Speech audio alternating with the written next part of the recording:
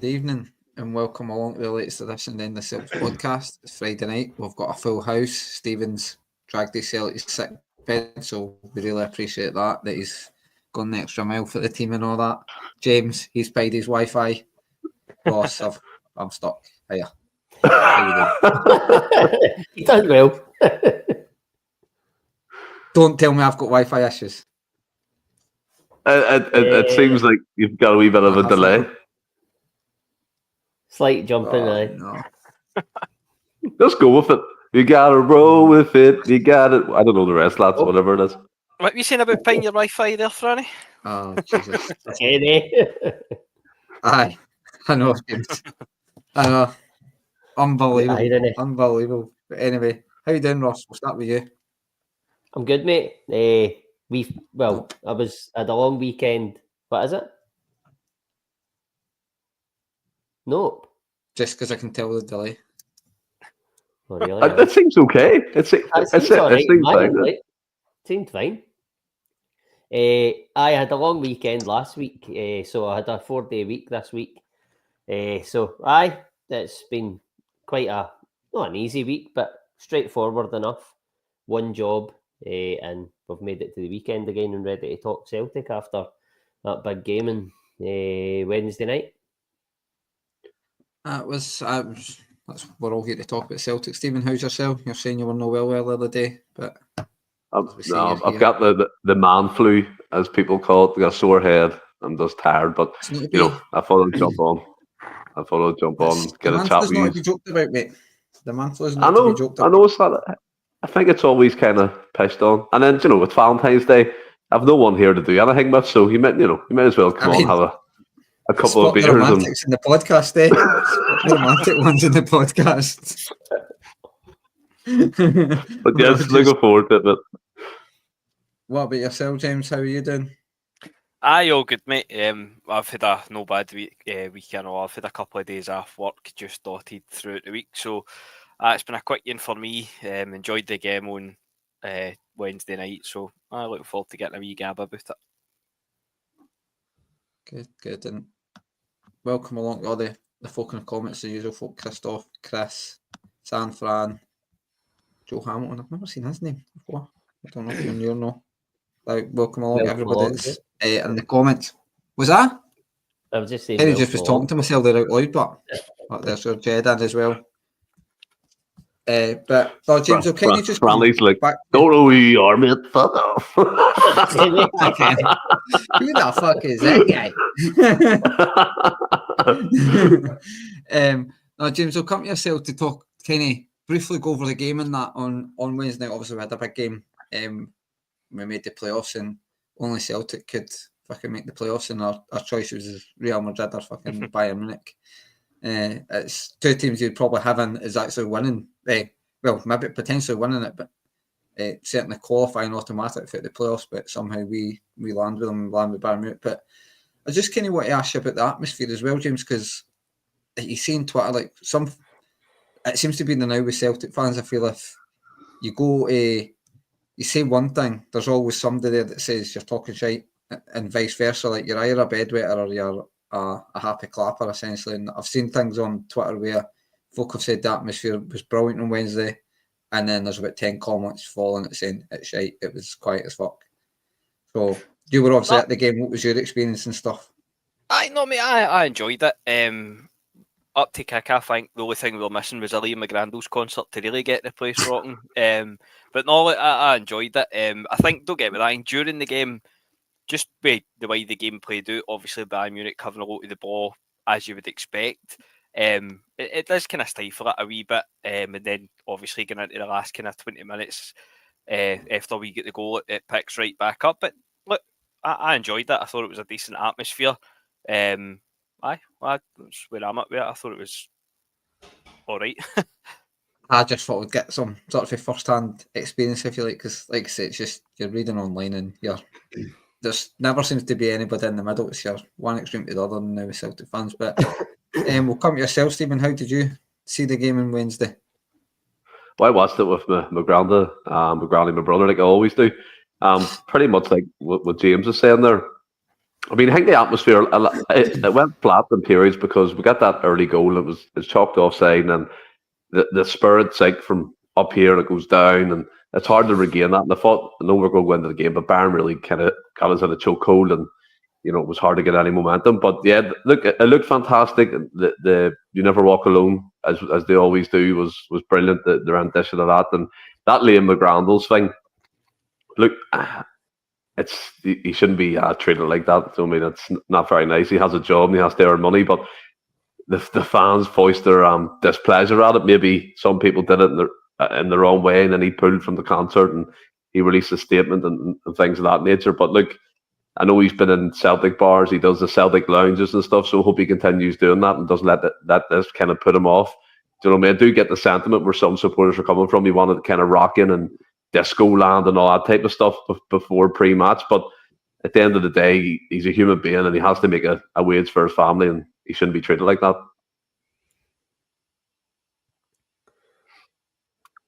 Nah, totally again. I'll be honest, I've totally missed all that carry on with. I thought that was just a random joke that James had done. I didn't realise there was a wee backstory to that, to be truthful with you. But obviously we watched the game in the pub, Ross, but how did you sort of see the game? I mean, I feel that's a last question considering we watched it together. Aye, but I mean, I've got to tell the people who's watching it. But I know, to me, well, obviously, we got that early goal. I think it was like 26 seconds. And we'll probably get onto that. But that gets chopped off. And I feel like there was such a high off that goal that there was just that major drop when they realised that it wasn't going to count. And then Bayern Munich, obviously, like James said, they get their foot in the ball and they start controlling it. And it's difficult to sort of stem that flow, if you like. I don't think Celtic helped themselves at times because I don't know if the tactic was to sort of sit back and be compact. I think that probably would have come into play at some point. I don't know if they wanted to do it so early on in the game, but Bayern Munich sort of forced them into it. But then my problem with that was, okay, right, we're being compact and we're trying to stay tight. Bayern Munich's having a lot of the ball. They were really good going forward, really good in possession. So my gripe was, then don't, as if you're playing in the counter-attack, but then try and play through the Bayern press, which, by the way, they weren't even, I don't even think they were, it wasn't like they were having to put a lot of effort in to stop Celtic. That Celtic just weren't building out constantly. It was very safe football. And again, I know you have to take into the account the opposition that you're facing, but I felt they were very passive, certainly in that first half. The goal got chopped off. And listen, that's not a slight on Celtic because it is difficult, as I say, to stem that flow. But then the second half, obviously, they're down 1-0, and then they start the second half. And it's 2 goals either side of the half that really kill us. But again, this team, like the Aston Villa game, you go down 2-0. You don't want to be doing that. But they're showing what no other Celtic team in the last 10 years or even more in Europe have shown. And that is that they don't fold and they keep playing their game and they keep trying. And they did play their way back into it to an extent. But that first half leaves slight regret for me in the way it panned out. And I think had that goal stood, then it could have been an entirely different game, an entirely different night. But listen, we're still in the tie, and we'll see what Tuesday brings. Nah, totally get it. It's kind of well summed up. And I'll kind of come back to you, James, on it. Obviously, with the goal, because I think Ross made a good point about how we did take a bit of the ball, but it felt like we were playing 2 free passes when it maybe, like you look at the Kuhn goal, Engels picks the ball up and he plays a like about a 30-40 yard pass where it misses a couple of guys out to get it to Kuhn earlier. And I felt after that we kind of played, like Ross said, played a wee bit safe where we weren't missing that man. We were having to play a couple of passes and it just allows Bayern to get kind of back into their shape. But I don't know if that's I don't know how you maybe have noticed at the game, maybe that you didn't really notice it on telly, but maybe the way Bayern were set up, it kind of forced us to play the 2-3 passes, I feel like. But with that goal, it disappointed me as well with the goal, just how well you started. I think it's fair to say that it was offside. Ada's unfortunate, the fact that you want him to run in there for any rebound, so you'd be raging if Neuer saves it and he's no in there, but it's just unlucky. But it was just that we didn't build on it. And was that down to Bayern, or do you think we kind of went into our shell? I don't know. I think it's probably a bit of both. I think it's maybe even a case that we showed them too much respect. Look, the flip side there, I mean, coming away from it, there is that kind of what if we put Maeda through the middle for the start and we had a go the way we did in the kind of last 20 minutes. But the flip side of that is if we went at that like we did for the full game, then they could easily just pick us off and we could end up on the end of a heavier scoreline. Well, I thought we played well on Wednesday, obviously given the circumstances. I do agree though. I think that's the word I would use, would be safe. I noticed that a few times but in particular Callum McGregor, where he could have played forward, or he could have burst forward with the ball, but we always kind of tended to turn back and play it back to the back four, or even back to Schmeichel, and a fair few occasions as well. But whether that's through design, or just being brave enough, and to be fair, I think probably the one player in the team that you wouldn't you would trust in that scenario would be McGregor. So you'd imagine it's probably done through design. A large part of it as well, no point hiding away from it, was because of having Maeda up front. He's just a totally different type of striker to Kyogo or even Maeda. We've seen that obviously when Maeda went up front, but in terms of, as I say, going back to kind of playing safe, I agree with what you're saying as well. That offside goal, we skipped out a couple of players, but it felt the rest of the game, and Kuhn in particular, it just felt to me that every time we got Kuhn on the ball, he kind of had his back to goal at the halfway line. And I thought a few times we could have skipped the fullback and just dinked it for centre half out wide and get your wingers running onto it in space, which maybe not exactly the way that offside goal went, but it was kind of similar. So I thought we played well enough, but there is that kind of what if when we came away for the game after the last 20 minutes. But overall, I was happy enough with the performance. And I've not seen many not happy with the performance, Ross. I'll kind of come to you because it's interesting that James saying about dinking it up to the wide man, because I think we spoke about that in the pub at times. Obviously, we were deliberately trying to play it out for the back and stuff, but we were sometimes maybe playing ourselves on a wee bit of baller and stuff. And we were all saying in the pub, why not just dink it up to Maeda and Kuhn, whether the pass comes off or not, but it maybe just turns Bayern Munich defence round the other way. You can maybe play off the second ball, but were you maybe a wee bit disappointed in?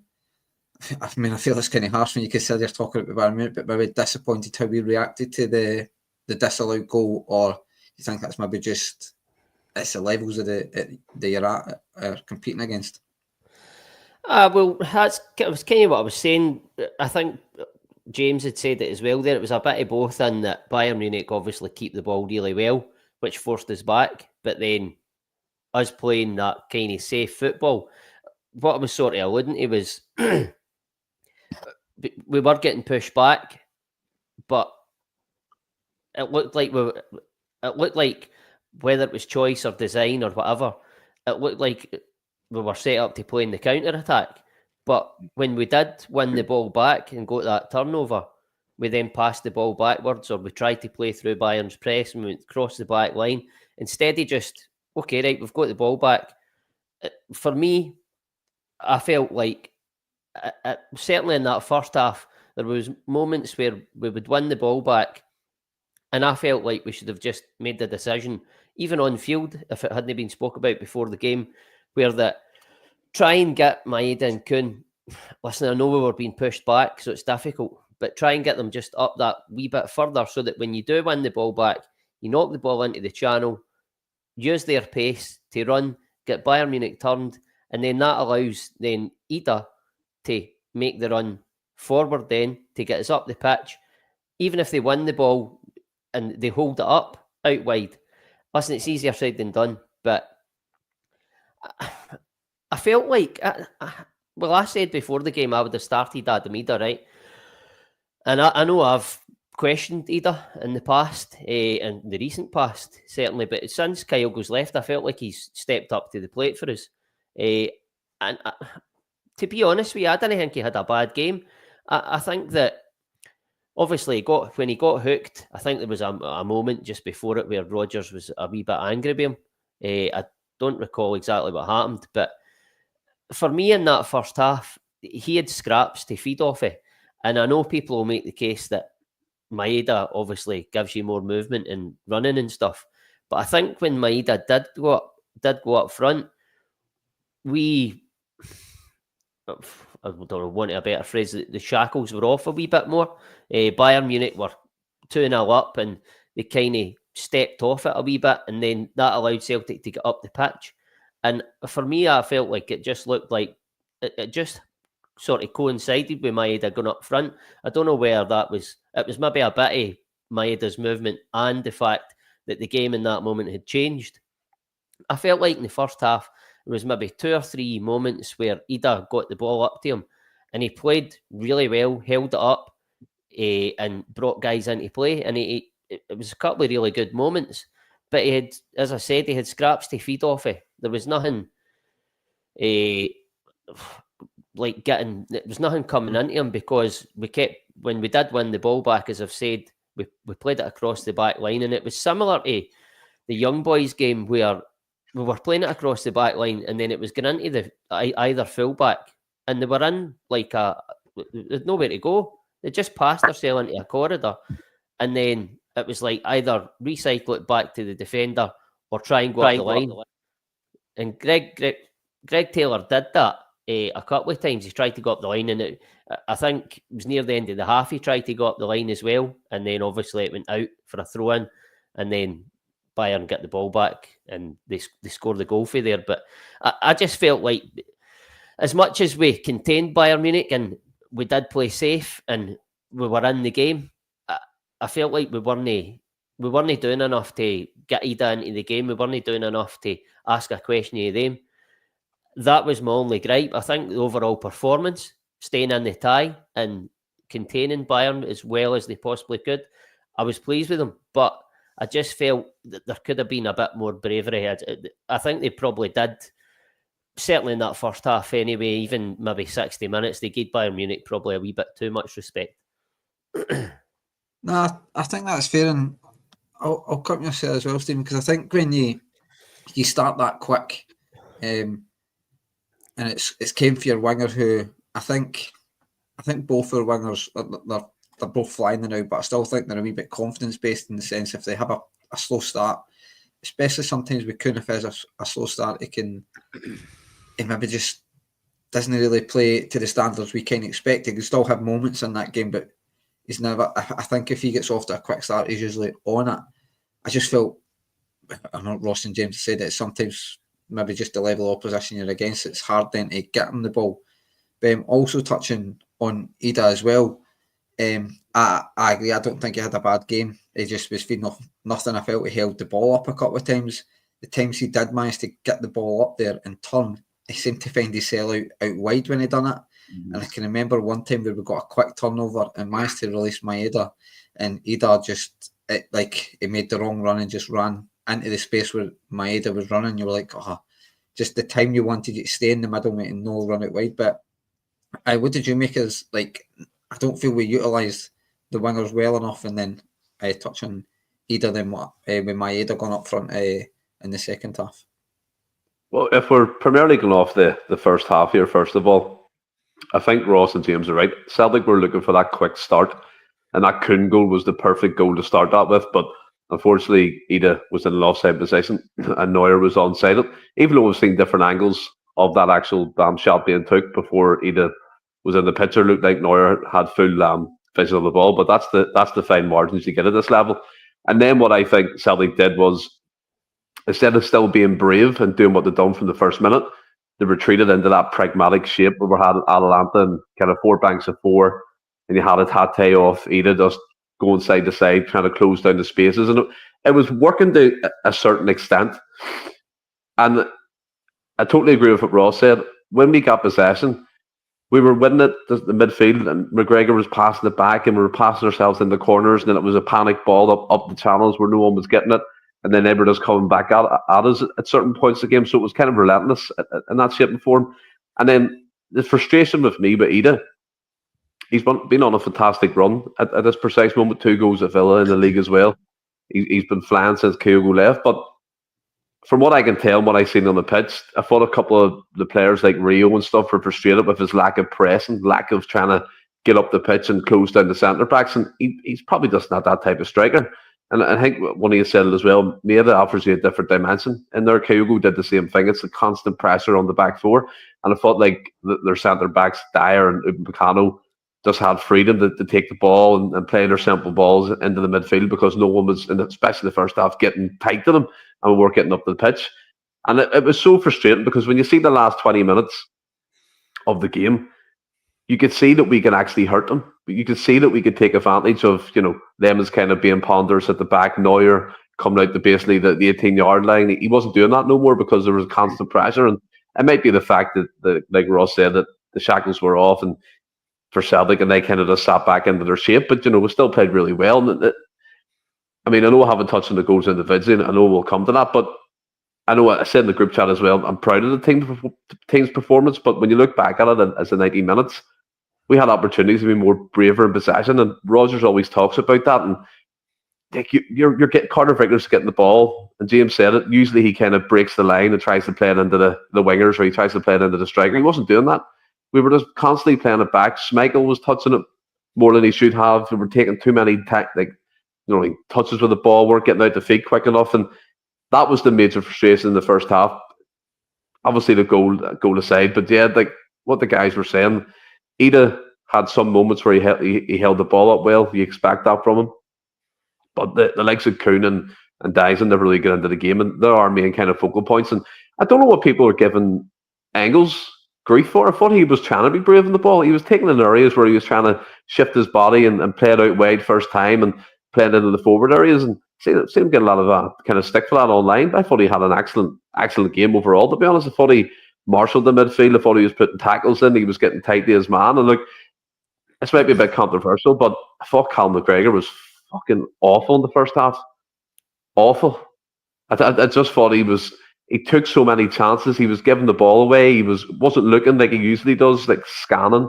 That is the favourite word, but he wasn't doing what he usually does. And the amount of times he played it back to AJ and he put himself under pressure, and he could have given a penalty kick away to Musiala as well. And just thought he was awful first half. That's probably one negative, and probably people will tell me to shut up and talk shite, but I'm used to that. But yeah, frustrated first half, definitely, Franny.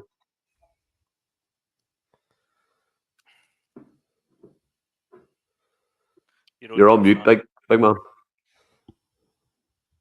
Oh, I was saying thanks for eventually calling me Franny. I think you called me Jed about 3 times in your wee rant there. No, it didn't. It's my Wi-Fi went. It just sounded like it did. It's probably just my Wi-Fi playing up again. I've got to come to yourself here, James, because I've started this comment for your ma, and it's kind of touching on Maeda's press. Now, I don't want this to sound like we're battering Maeda, especially when you're trying to compare him with Maeda, who I think even Rodgers came out and said he's probably the best presser he's seen in the game. But your ma said when the rest of the team have an organised press and Maeda's given it a half press, it's messed up, which I kind of understand what he's trying to say.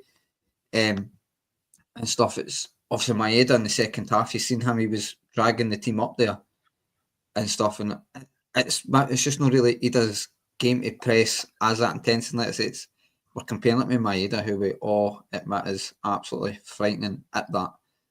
But it is obviously hindsight's a wonderful thing, I guess. No, that's it. That's what I was saying earlier. It's really natural. You're going to compare him to obviously Kyogo as well, and then Maeda. Obviously playing up there. Did I actually say his name? Like, no, genuinely, I can't remember saying it at all. But okay. But no, you're going to naturally compare them to Kyogo and Maeda, and look, Maeda in particular, there's not going to be many strikers that cover the amount of grunt and put the amount of work in that he does. Kyogo was obviously really, really good at it as well, and that was a massive part of his game. But I didn't think he was great, but he didn't get a lot of service, and when he did get the ball, he held it up well enough, but he was kind of quiet. I don't think he was poor, I just think he was kind of quiet, but I think a large part of that was just simply down to the way, well, basically how good Bayern were, and also the way that we were kind of playing. But look, as I say, I'm kind of going on a bit, but I thought we were all right enough. I thought we were decent enough, even at half time. Look, the goal when they scores an absolute killer. Literally, I think it was the last kick of the first half. If we get through to half time, then who knows what we could have went on and done in the second half. But overall, I thought we were decent. But I think there was a couple of kind of deficiencies in the team that it's not really a secret, to be honest with you, that we're all aware of, Ross. But it was always going to come back and kind of bite us. But again, I'm not going to dig into it because I thought by and large we were good on Wednesday night. To be honest with you, you've just got to remember the kind of level of team that we're playing against as well.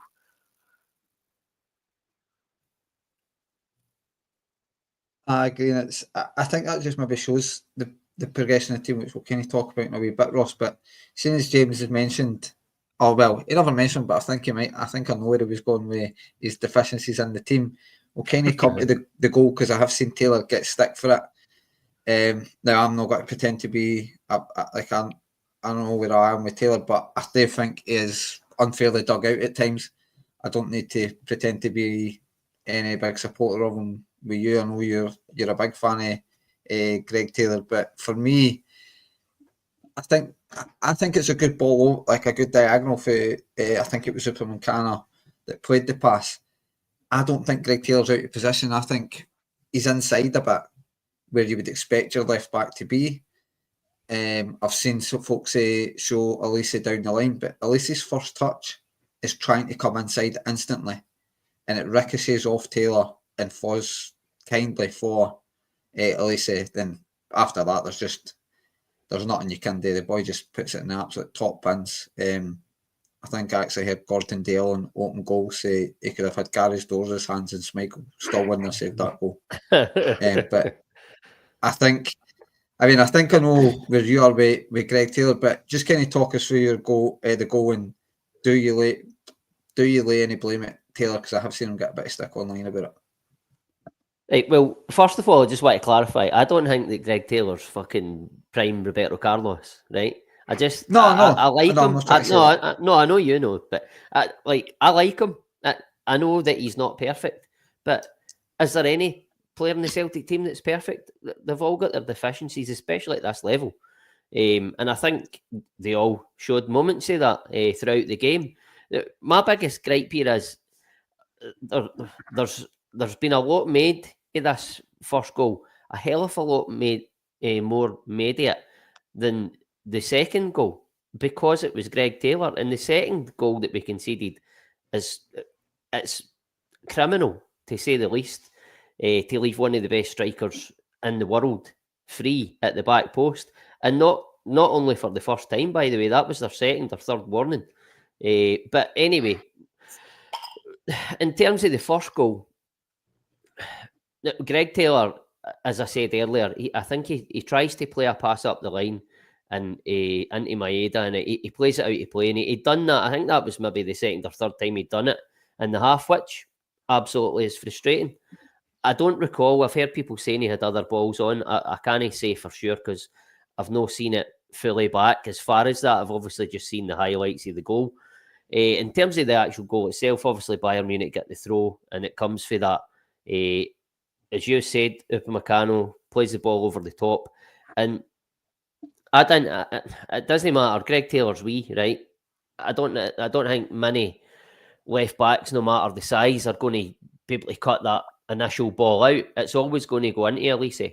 As you said, Franny, I feel like Greg Taylor is in a decent position where he's inside him, and ideally you would like to show him down the line, but these are top quality players, and his first touch is really good. And as you say, he's trying to come inside Taylor.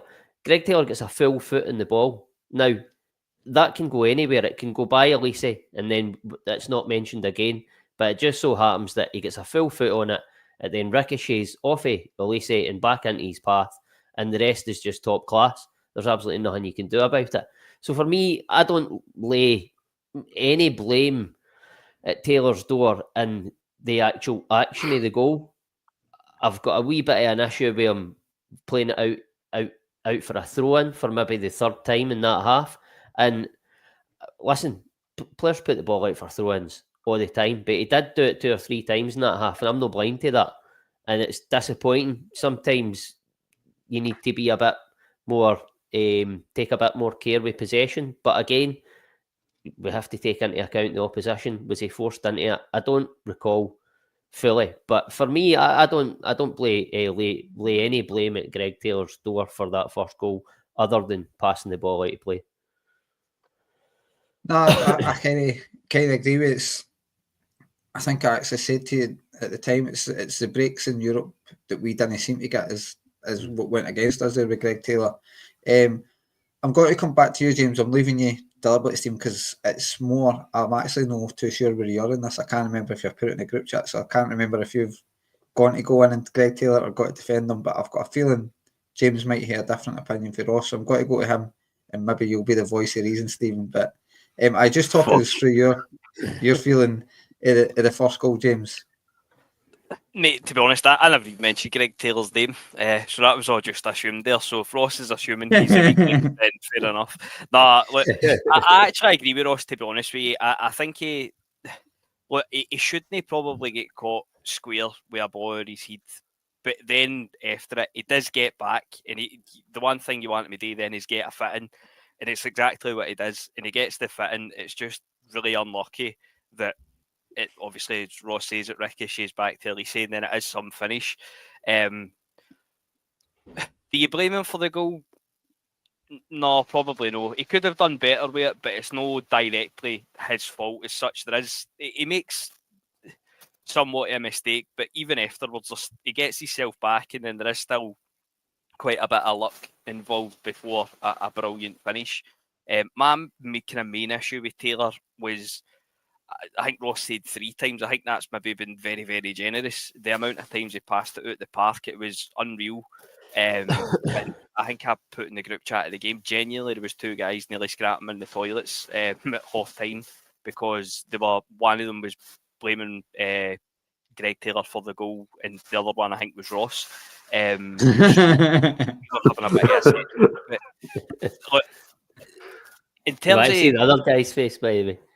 It maybe wasn't one of our better players, I'd say, but I think he's played worse, to be honest. And with the goal, there is still quite a bit of luck involved in it, but I think he maybe could have done a bit better with the kind of ball going out of his head and maybe just getting caught out a wee bit square.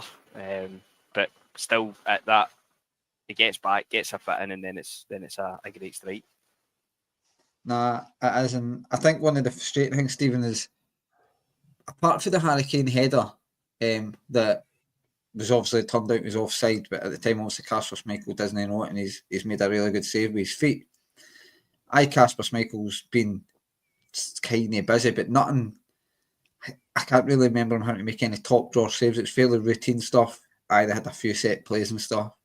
But then you're sitting thinking, we've all kind of spoke about how we've been playing safe, and we felt we played safe and weren't being brave enough after our quick start. You're sitting thinking, right, maybe Rodgers can get into half time here and give them a wee pep talk, give them a wee G up and say, look, let's be braver on the ball and stuff. And then you get sucker punched like that. They say, well, where are you with that goal? Are you going to go studs in on Taylor or what? I mean, look, we've spoken about Greg Taylor and his deficiencies for hours in this podcast. We know it, but I do agree with Ross. At this level, most of our squad has deficiencies. None of them are perfect. We're lacking in some area. We're lacking in some department that these other kind of superpowers have with their finances. Not bring that as an excuse, but you look at Bayern Munich and their physicality. Look, Miles, head and shoulders taller, stronger, more athletic, and you wonder what they do, what we can't do. I see Red Scotland put that exact comment in the comments as well, so it's kind of stealing a bit of his thunder, but it's true, and I agree with it. In terms of the Taylor thing, it's a 40-yard punt across the pitch. Could he have read it better? Possibly, but for me, it's a common issue down our left-hand side that we had caught out with diagonals over the top, or physical or quicker players. And Taylor, I know what you were saying about Elise taking the first touch and wanting to come inside straight away. 100%, he done that. But there must have been 2 or 3 times before where Greg Taylor let Elise come in on his inside just by one-on-one defending. He had the ball instead of getting tighter to him. So that was an issue the whole game. For me, full Elise, and by the way, Elise is a world-class player. He had Taylor on toast. That's no fault of Greg Taylor. It's just different levels in the game. And it's just unfortunate, like Ross said, and I do agree, by the way, that the second goal for me is more criminal because, and we'll come on to it, but there's reasons why we'll come on to that. But just because it's Greg Taylor and the fact that he's probably signed a pre-contract, what we're led to believe, with another club, people are using any excuse to go at him and say his head's away, it's gone, he shouldn't be here, don't let him in a Celtic shirt again, and all that crap. And I seen comments about Jeffrey Schlupp should be starting ahead of him now, and I'm going, not a chance for me. Schlupp looks okay, but James, you put in the chat the other night, he looked like Bambi on ice and high heels or something. That's what he looked like to me. He doesn't look comfortable at all yet to play that position and play the way Rodgers wants. So Greg Taylor is going to stay the first choice for the foreseeable. And look, it might not be what I wanted or what anyone else wanted for the transfer window, but it's happened. We'll have to deal with that and we'll have to move forward. But yeah, it's just unfortunate it's him, and I think a lot of people do use it as a whipping tool to beat him with sometimes. I totally agree, and I think that's how I've went on the side to sort of defend them a wee bit more, because I used to be a wee bit all in and almost felt like you'd expect it. I feel Taylor's maybe guilty of being that whipping boy. Everybody just looks at him as being the sort of weak link, and it doesn't matter what he does. Anything that happens down that side, I think folk over exaggerate it now. But Franny, I do think though, like sometimes he needs to defend a bit better. We know that. No, but I'm not disagreeing with that, Stephen. But I just think, like that goal on Wednesday night for me, I don't think there's a lot more Greg Taylor can do about it. And then I think folk are digging him out unnecessarily about it. That's just where I'm with it. But Ross, we'll kind of come to you. All right, sorry, Franny. No, I was just going to say, listen, I know Kieran Tierney's coming in the summer, and there's absolutely no doubt about it that he is a better player than Greg Taylor. Other than the other night, other than maybe not passing the ball out, which Greg Taylor did, right? But Kieran Tierney might have done that because footballers pass the ball out of play all the time. It happens all the time. But in the moment of the ball over the top and defending against Elise, I struggle to think how Kieran Tierney would have done any better or anything different for what Greg Taylor did in that instant. No, I totally agree. I just think I don't think he's been caught out of position or anything. It's a bit of luck that's went against us. It's kind of goes a wee bit against us a lot in Europe. And like you say, the strike, there's not much you could do when the boy just strikes it as clean. But I'll just kind of come straight back to you, Ross. Brown Warriors kind of talking about the second goal. So I kind of asked him in the comments, he's confirmed this about the second goal. Obviously, we come out the second half and within about 5 minutes, you're down 2-0, and it's Harry Kane left with acres of space at the back post. As we touched on, you can't leave that level of striker with that much room. I mean, it's a great finish, a great volley for him. But, like I say, you can't leave that. But Brown Warriors saying, why was Taylor defending the centre of the 6-yard box when Maeda, who's over 6 foot, was posted online? That's mental decision making. Now, I don't think that's totally digging out Greg Taylor. Maybe Brown Warrior can confirm that in the comments. But is that? I would assume. I don't. If he's digging out Taylor for leaving Harry Kane, I think he's wrong there, because if you see Alistair Johnson in every set play in every corner, has got Harry Kane, apart from the one Harry Kane scores for. So I think, as I say, I don't know if Brown Warriors try to blame him, but the way I'm reading it is, I think he's same wise. I think he's Taylor same wise. maybe on the back post, on the back post and Hingway, but it's maybe a good point. But I suppose I don't know where are you with his point there, the Brown Warriors point. Well, I mean, I can't actually remember that happening. I'm not saying it didn't happen. It clearly did. Otherwise, he wouldn't be saying it.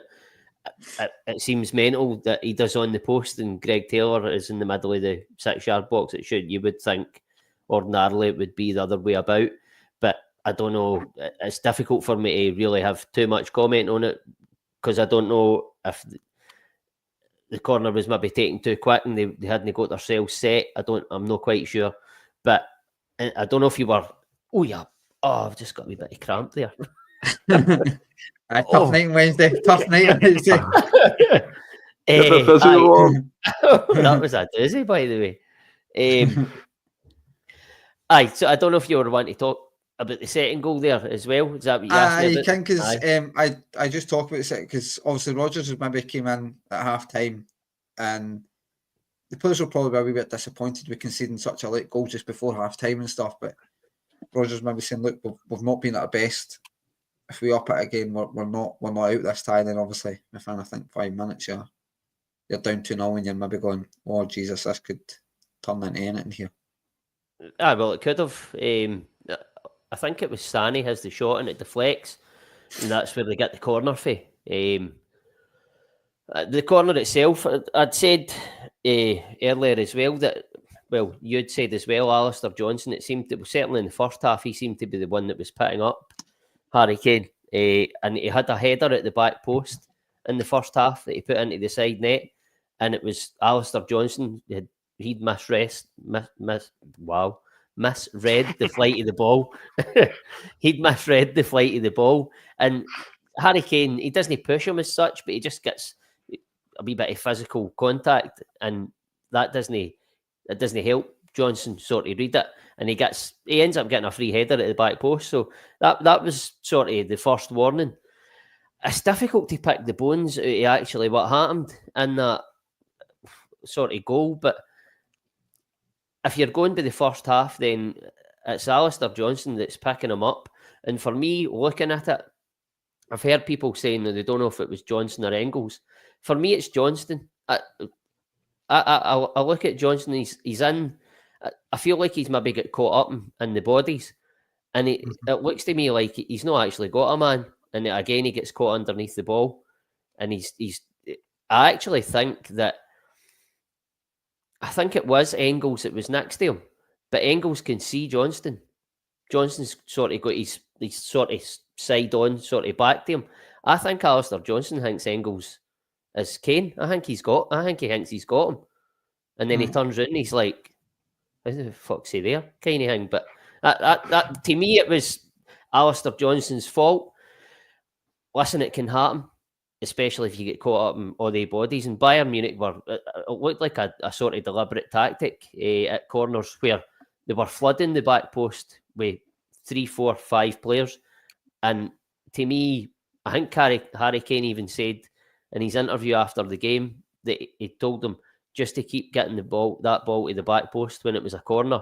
And I think that they were flooding that back post, and then everybody was moving in, and obviously the bodies, I think that's what's happened. He's got caught up in the bodies, trying to cover his man. He's moved in, thinking that Harry Kane's gone in with him, but he's just hung. Clever tactic, hung at the back post, and he's got a free volley. And by the way, it wasn't an easy volley. It was still a difficult finish, and it was a brilliant finish. But again, I just feel like if Greg Taylor does that, he gets absolutely slated beyond belief. But Alistair Johnson, and by the way, I'm not saying that Greg Taylor's better than Alistair Johnson. Alistair Johnson for this level has got much better physicality. I think Greg Taylor is a slightly better ball player than Alistair Johnson, but that's by the by. To me, looking at it, I feel like it was Alistair Johnson's fault, and I think that he thinks Engels is Harry Kane. I know.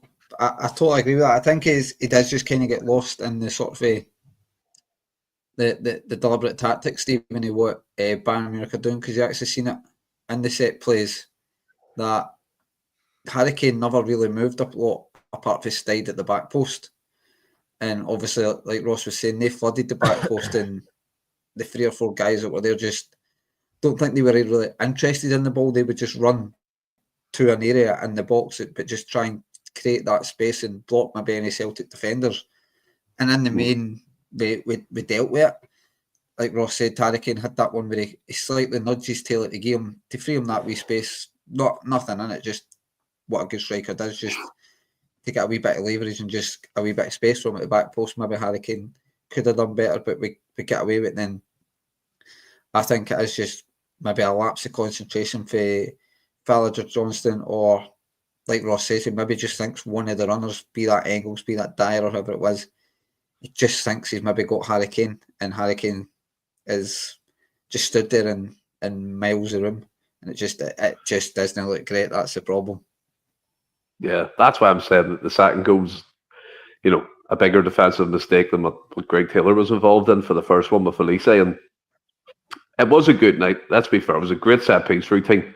Obviously, they've worked on that to kind of do like a decoy runners come into the 6-yard area, and whoever stays at the back post has acres of space. And when you look at the replay, I actually think that a Bayern Munich player is the closest player to Kane when he strikes it. Do you know what I mean? Which, again, that's criminal at this level. And that's things that you might get away with in the SPFL if it's flipping fucking Jordan White for Ross County trying to hit that, or, Bojan Miovski when he was at Aberdeen trying to hit that. You might get away with that, might fly over the bar. But, at this level with like Harry Kane, he's going to punish you 9 times out of 10. And like you said, he had that kind of header in the side netting. I thought it was in. I was like, oh no. But we got away with it. And then, they kept doing that routine. They'd done it over and over again. And it paid dividends for them, and they went 2-0 ahead. And it was AJ. When you look at it, it was AJ that's meant to pick him up, and he's totally got sucked in by the decoy runners. And like what Ross said, I didn't actually think of this. It looks like him and Arnie Engels go up for the ball together. Maybe that AJ thinks it's Harry Kane, and he looks around and is like, oh, fuck, that's the man there, and he does put it in the back of the net. You know what I mean? And look, for me, it's not an AJ versus Greg Taylor who makes the biggest mistakes type thing. No, it's definitely not. 100%. I just think it's, these fine margins, and me, I'm the biggest negative person when it comes to people talking about fine margins, but I think in this instance it was really fine, and wee lapse of concentration, that corner kick could have been the killer blow.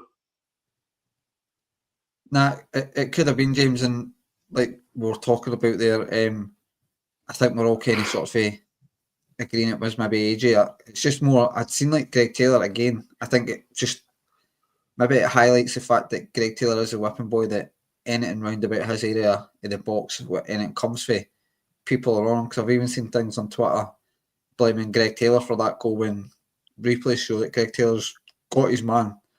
And it's like, say, Alistair Johnson, I think, just gets caught under it. Just the one moment, at split second, the lapse of concentration. Great corner for Bayern Munich. They've still got to execute that ball all the way at the back post to Harry Kane, but like they say, they were trying it all night, and unfortunately, the one time we actually shut off to it, they end up scoring for it.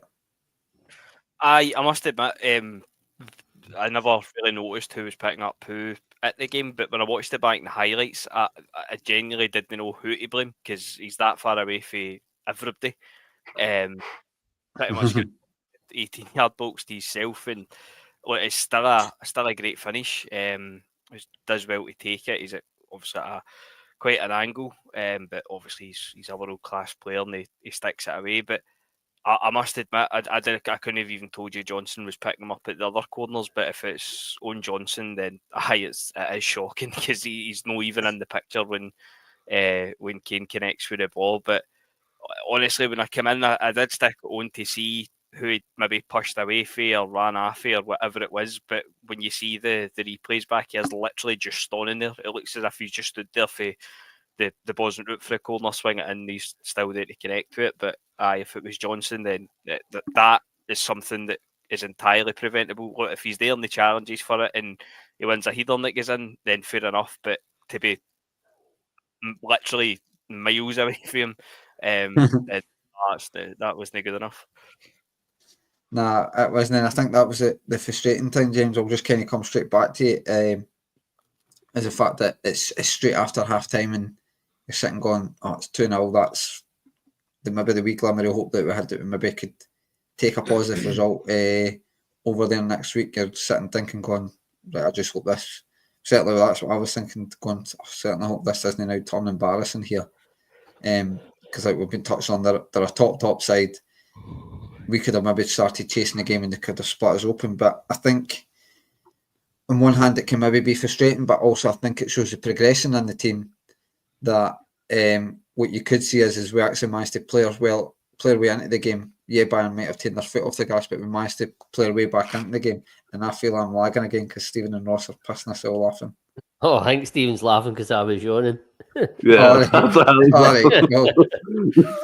So again, James, as I say, the way we played ourselves back into the game, I think that's one of the big positives that I think for Wednesday.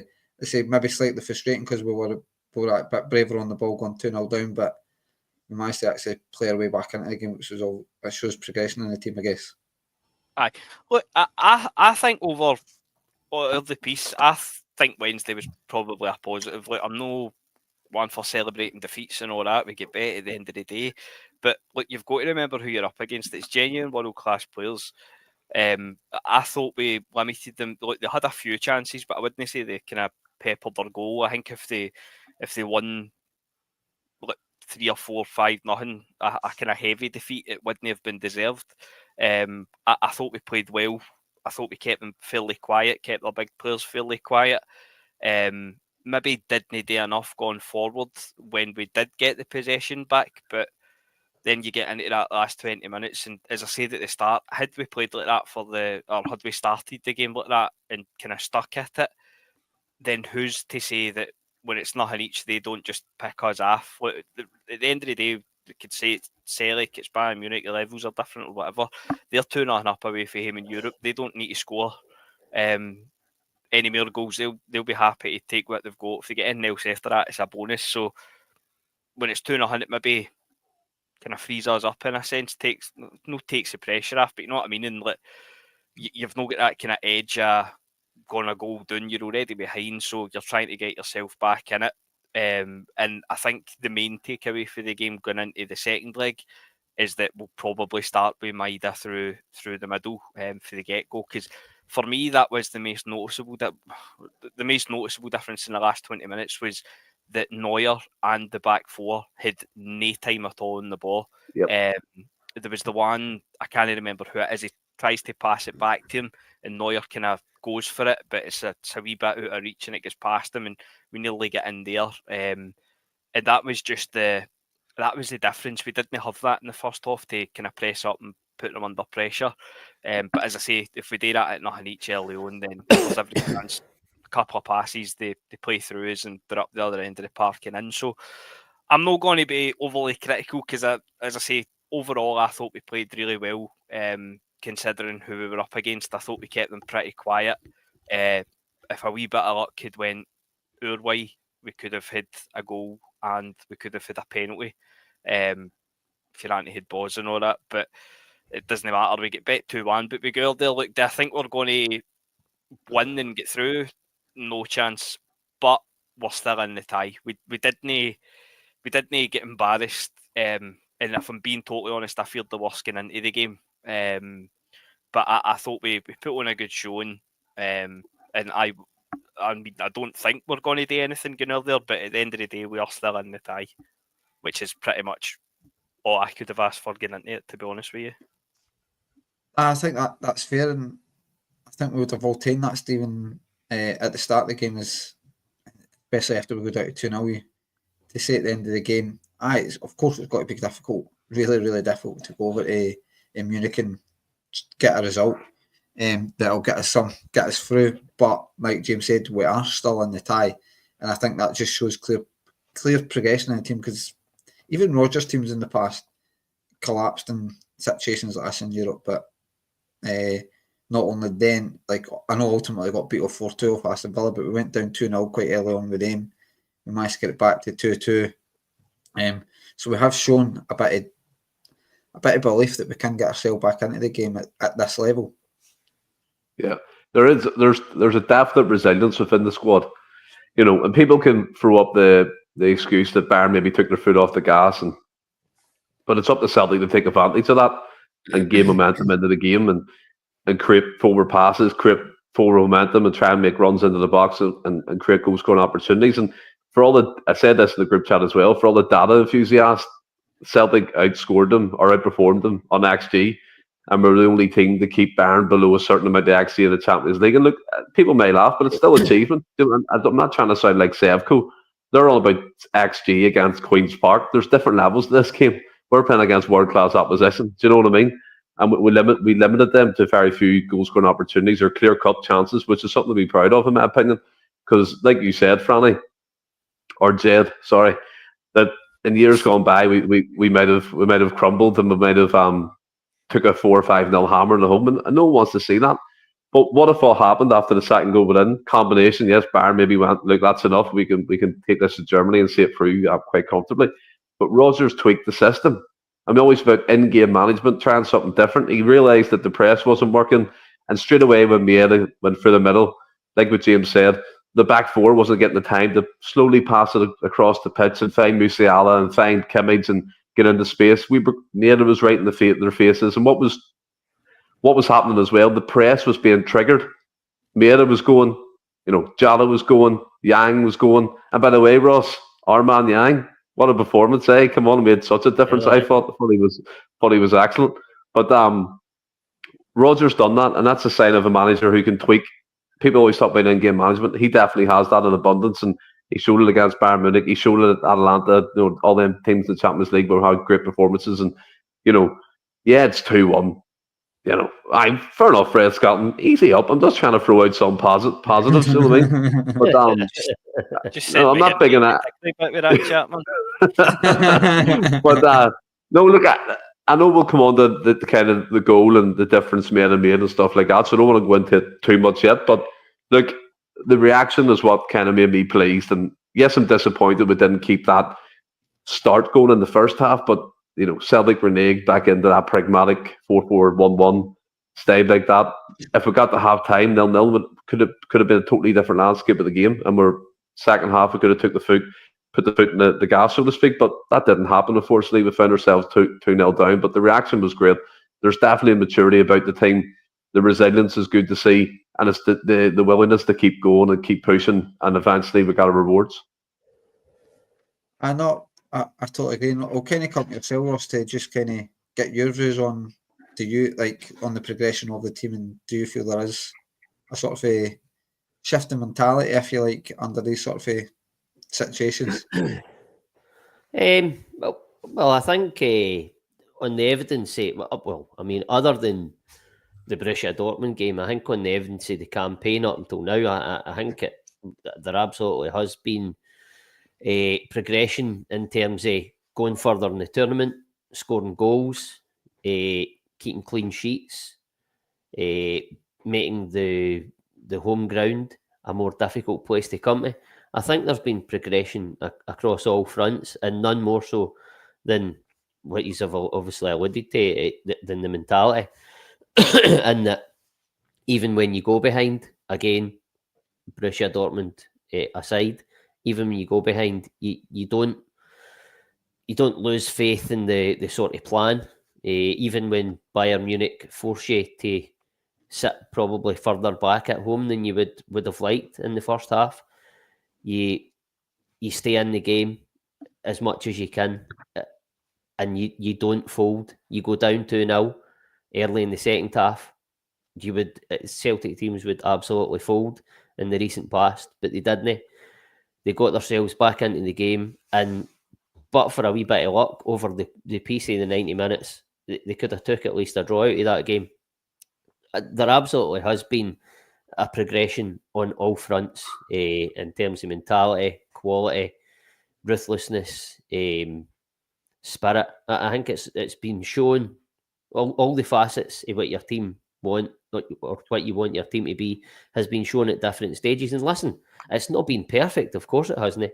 There's been bad moments, but this Celtic team look a far more assured, far more accomplished team that at this level. And I think I'm judging it probably for when Ange first came in, let's say, or Ange's first season in the Champions League, which would have been his second season, if I remember right. If you're judging it for that as a sort of starting point, because obviously what Ange Postecoglou came into was an absolute shit show. But if you're taking it for that as your starting point and what he took us to, and then Rodgers obviously taking over the reins, and then going to obviously what he's taking us to now. And I think that the issue for me now would be Rodgers has got one more year, I think. Yeah. Ideally, you would like to see him stay beyond that. Whether he will is totally up for debate, and time will tell on that. But ideally, for Celtic to keep progressing, you would like to see that. For me, there's probably three things need to happen. One, Rodgers needs to stay beyond the third year, because I just think if he goes, then you're sort of back to square one. Who do you get? Are we going to be able to get a manager at Rodgers' level? I don't know. So we need to keep him beyond that. The board need to match his ambition within reason and back him like they did in the summer. That'll help him on his way. And I just think that they things need to happen for us to keep like going in this trajectory. Listen, this might be Celtic's ceiling. It might be. It's a difficult one, because but then you look at it and you go, right, okay, we've got Bayern Munich, but we could have maybe got but for maybe one or two results either way, we maybe could have got a Benfica or a Monaco or something like that. So as much as but by the way, they had a decent campaign as well, so it wouldn't be an easy game. But this could be Celtic's ceiling, but I think there's still more growth in this team. There's still more progression, albeit we might not get beyond this stage. Certainly, if we get to this stage again next season, for talking sake, and we end up with somebody like a Bayern Munich or a Real Madrid again, the likelihood is that we'll probably go out of the tournament again. But I think in terms of, listen, Greg Taylor, by all accounts, is probably going to leave Celtic. So for me, if we sold Greg Taylor, brought in Kieran Tierney, and maybe kept Jeffrey Schlupp, I think that we've strengthened in that area of the field. For me, I don't think that's up for debate. So that's what I mean in terms of there's more growth for this team. I think that if we signed another striker, I don't know if he's going to be better than Ida or better than Maeda, but that you would hope that he would be. There's more growth. There's more progression in this team. I think that, albeit the midfield strong, I still think that we need, and we always harp back to it, but someday, if we could put Wanyama into this team, he is the perfect player for this Celtic team, certainly at that level, because he was technically very good, but he was also hard as nails. That's the type of player we need. I'm screaming out for it. Everybody is, I think. Whether Rodgers, whether Celtic go and get that type of player, or it's so few and far between now that it's difficult for Celtic to get that type of player, I don't know. But I go back to it. There is growth and progression in this team. I don't know if we'll get beyond this stage next season. We might not. We might get a harder draw, maybe not get as far. But I think that you've seen growth and progression, and I think there's more to come. No, I totally agree, and I kind of agree with everything you're saying. I'm just going to kind of mix it up a wee bit because it's Friday. Stephen usually does this, not a quiz, James. So don't worry, I've not put that in the planning. But just some random thing. And being a fan of open goal, James, you'll know this is totally no Stolfy open goal. Not a chance is a stop. But I'll just start. I'll start with yourself, Ross. If you were on death row and given your last meal, what would it be? Starter, main, and dessert. Remember, folks, this is not stall for open goal. Starter, death row, starter. Oh fuck! Here we go. Caviar and fucking lobster thermidor. As long as the placemats, he'll be sound. Aye. I don't know. Now, the Ken Ross would all be in like a top jail, James. He'd be like something like Escobar had with Ross is actually running. He's probably built it himself. As well. I don't know, actually. But let's just go just for James Bruschetta to start with. Main. I don't know, man. You've put me in the spot. I wasn't expecting this. I mean, it's death row. Let's go. But I'm not going Bruschetta. I'm not going to on a bed of caviar.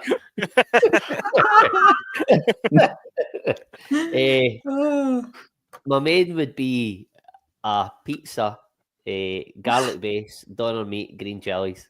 In fact, would it? Is that the one you had a Grayson before? Aye. That was nice. Yeah. Or it would be that, or it would probably. Oh, no, you're allowed one. You're on death row. Right, let's go. Meal. Right, okay, let's go with South Indian garlic jelly chicken. And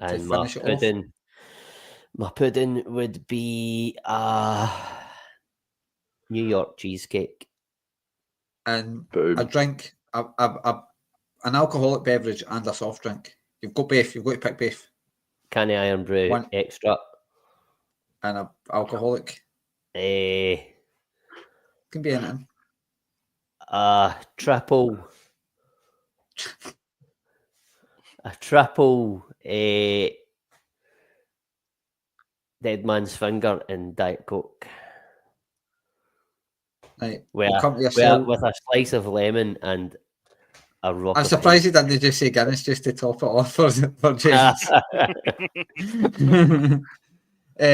We'll come to yourself, Stephen. Starter, main, and dessert. You're on death row.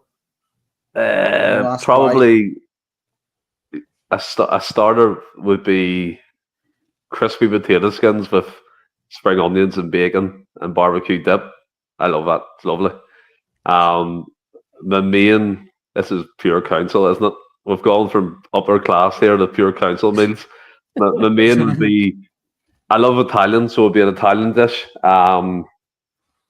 Forgive me, I don't know how to say them properly in Italian. Like, I like a good spaghetti bolognese, like when you get it from an Italian restaurant. Unbelievable. And my dessert would be a banoffee cheesecake. And your drinks? I mean, you're drinking Coors Light now, so we're not expecting. It wouldn't be Coors. It wouldn't be Coors. I would go for a pint of Heverlee and my. Is it? Would you say a soft drink? Soft drink and. I have to say Iron Brew. I love Iron Brew. James. Tin of soup, brie bentos, ice cream, and a glass of water. And get me in the chair. Alcoholic drink. Alcoholic drink, fucking Frosty Jacks, probably. Fruit cider. Stephen, you thought yours was council. Jesus. I mean, he's done that on purpose. He's done that on purpose. I'll go pakora, chicken fajitas, and then a wee cinnamon and caramel apple pie number. I just had fajitas there the night before I came on. With caviar in it. Well, it wasn't Greg Taylor's cock. Your drinks, James, or have I just totally missed him? Alcoholic drink, I'll maybe go a wee Dead Man's Finger as well. I've not had it in ages. And soft what drink. Is Dead Man's Finger? Bonding. Look at used to bonding. And soft drink, I'd go a wee fizzy Vimto number. What about you, Franny?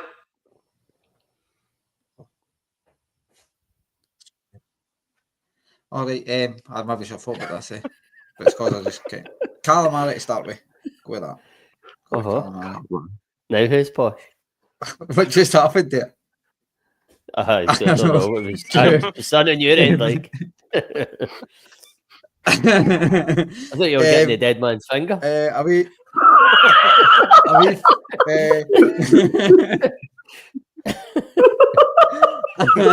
Are we feeling me young for main course? I'm probably just got to flip in this group chat. Oh, fuck's sake. And sticky toffee pudding for dessert. What's your Drinks. drinks? For dessert. Blue Wicked. I am.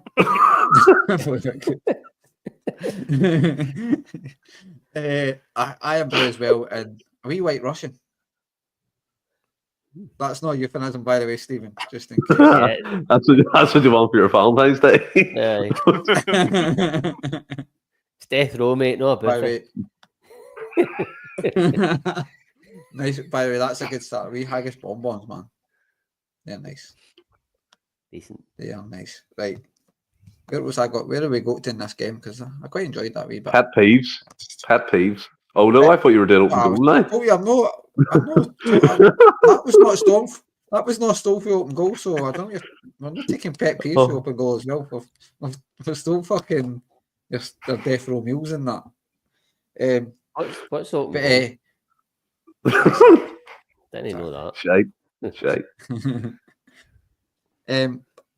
So Stephen, back to the game.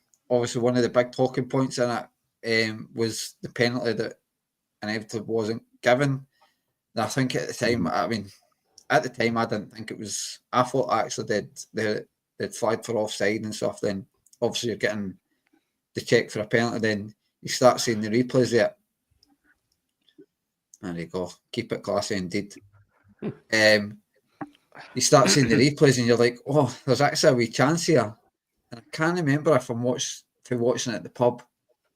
It was maybe just excitement. Seeing the first replays, all you seen was a penalty. And then it felt like at the pub, anyway, Ross will maybe be able to confirm this, we were all saying it was a penalty, then it showed you that angle from behind it. And I think the Liberal, they went, oh, it's not a fucking penalty. What did they show on that angle for? But I don't know, where are you with it? Do you think it's a penalty or do you think the referee was right to stick to his guns?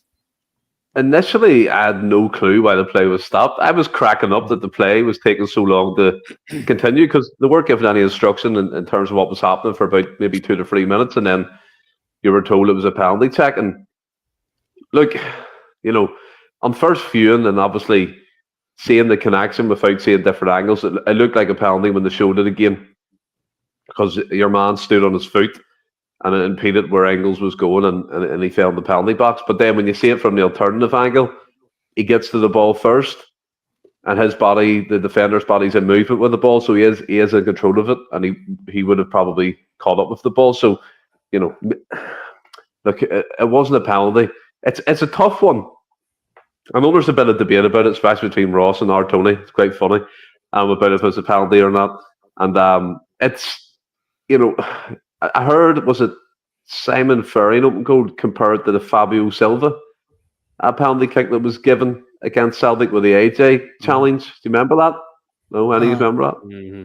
Yeah, kind of just skipped by him, and AJ looked favourite for the ball, but whatever happened, he got a penalty kick out of it. So I can understand that point of view.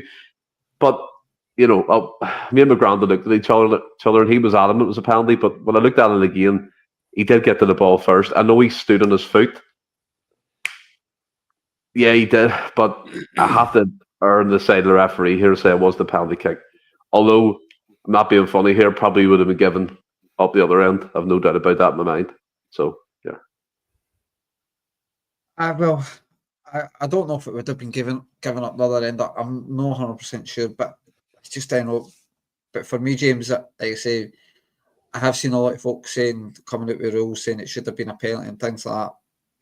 But I think for myself anyway, when you're sitting saying it's not a penalty, in my opinion anyway, I kind of can accept that a lot easier. But I don't know, where are you with the whole penalty? Was it or wasn't it? No, I don't think it's a penalty. I think he wins the ball and then obviously the contact's after it. But in the ground, we didn't know if it was for us, if it was against us, if it was a red card, a penalty. Nobody had a clue, and it went on forever and a day. And then when he goes off, obviously you're assuming you're going to get it, and you could actually see him.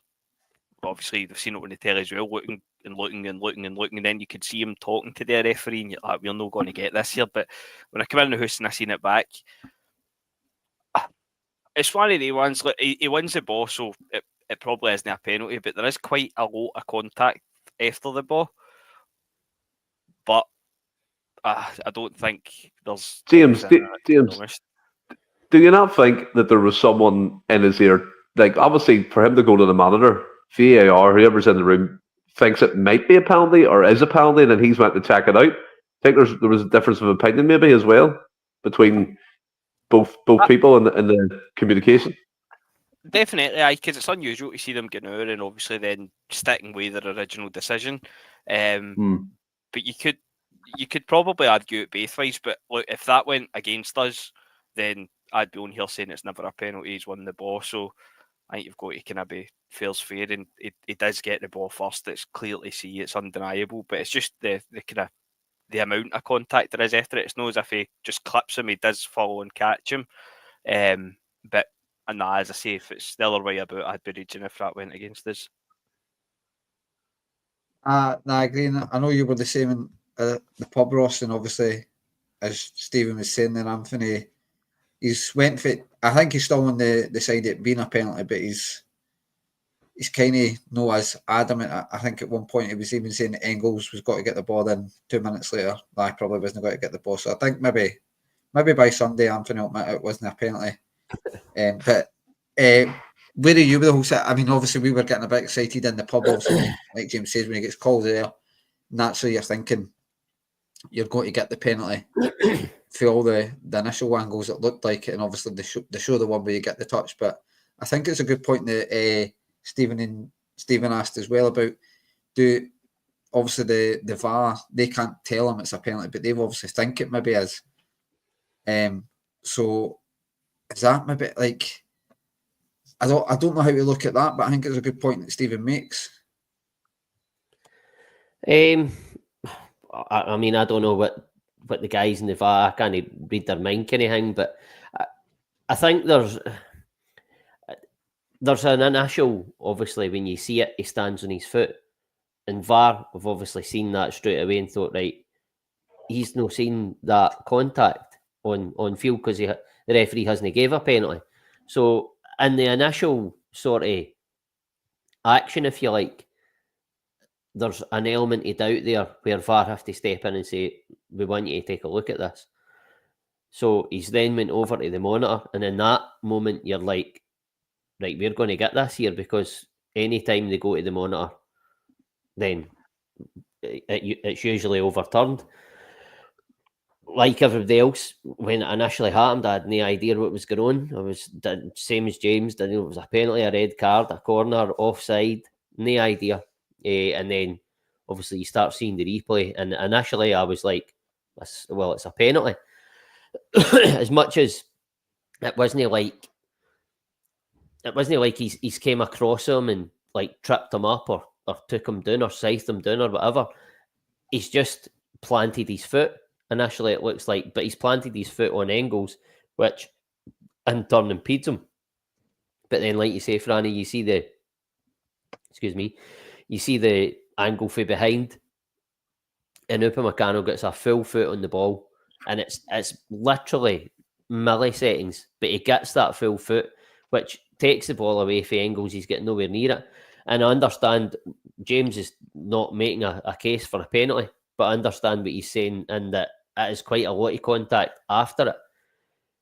But at the same time, I don't know where Upamecano is supposed to put his foot, because they're both going for a 50-50. He's flicked it away, he's got a toe in it, and then your foot just naturally goes down to the ground. It just so happens that Engel puts his foot where Upamecano is going to put his.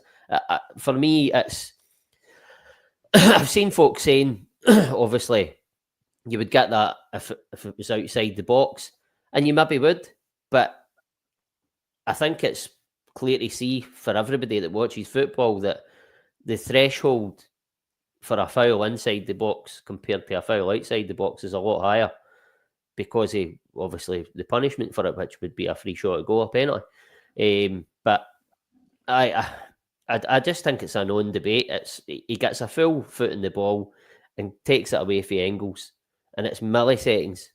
But you can't be given penalties against guys who have got a full foot in the ball and won it. You just can't. And if it was the other, folk have made the case that Bayern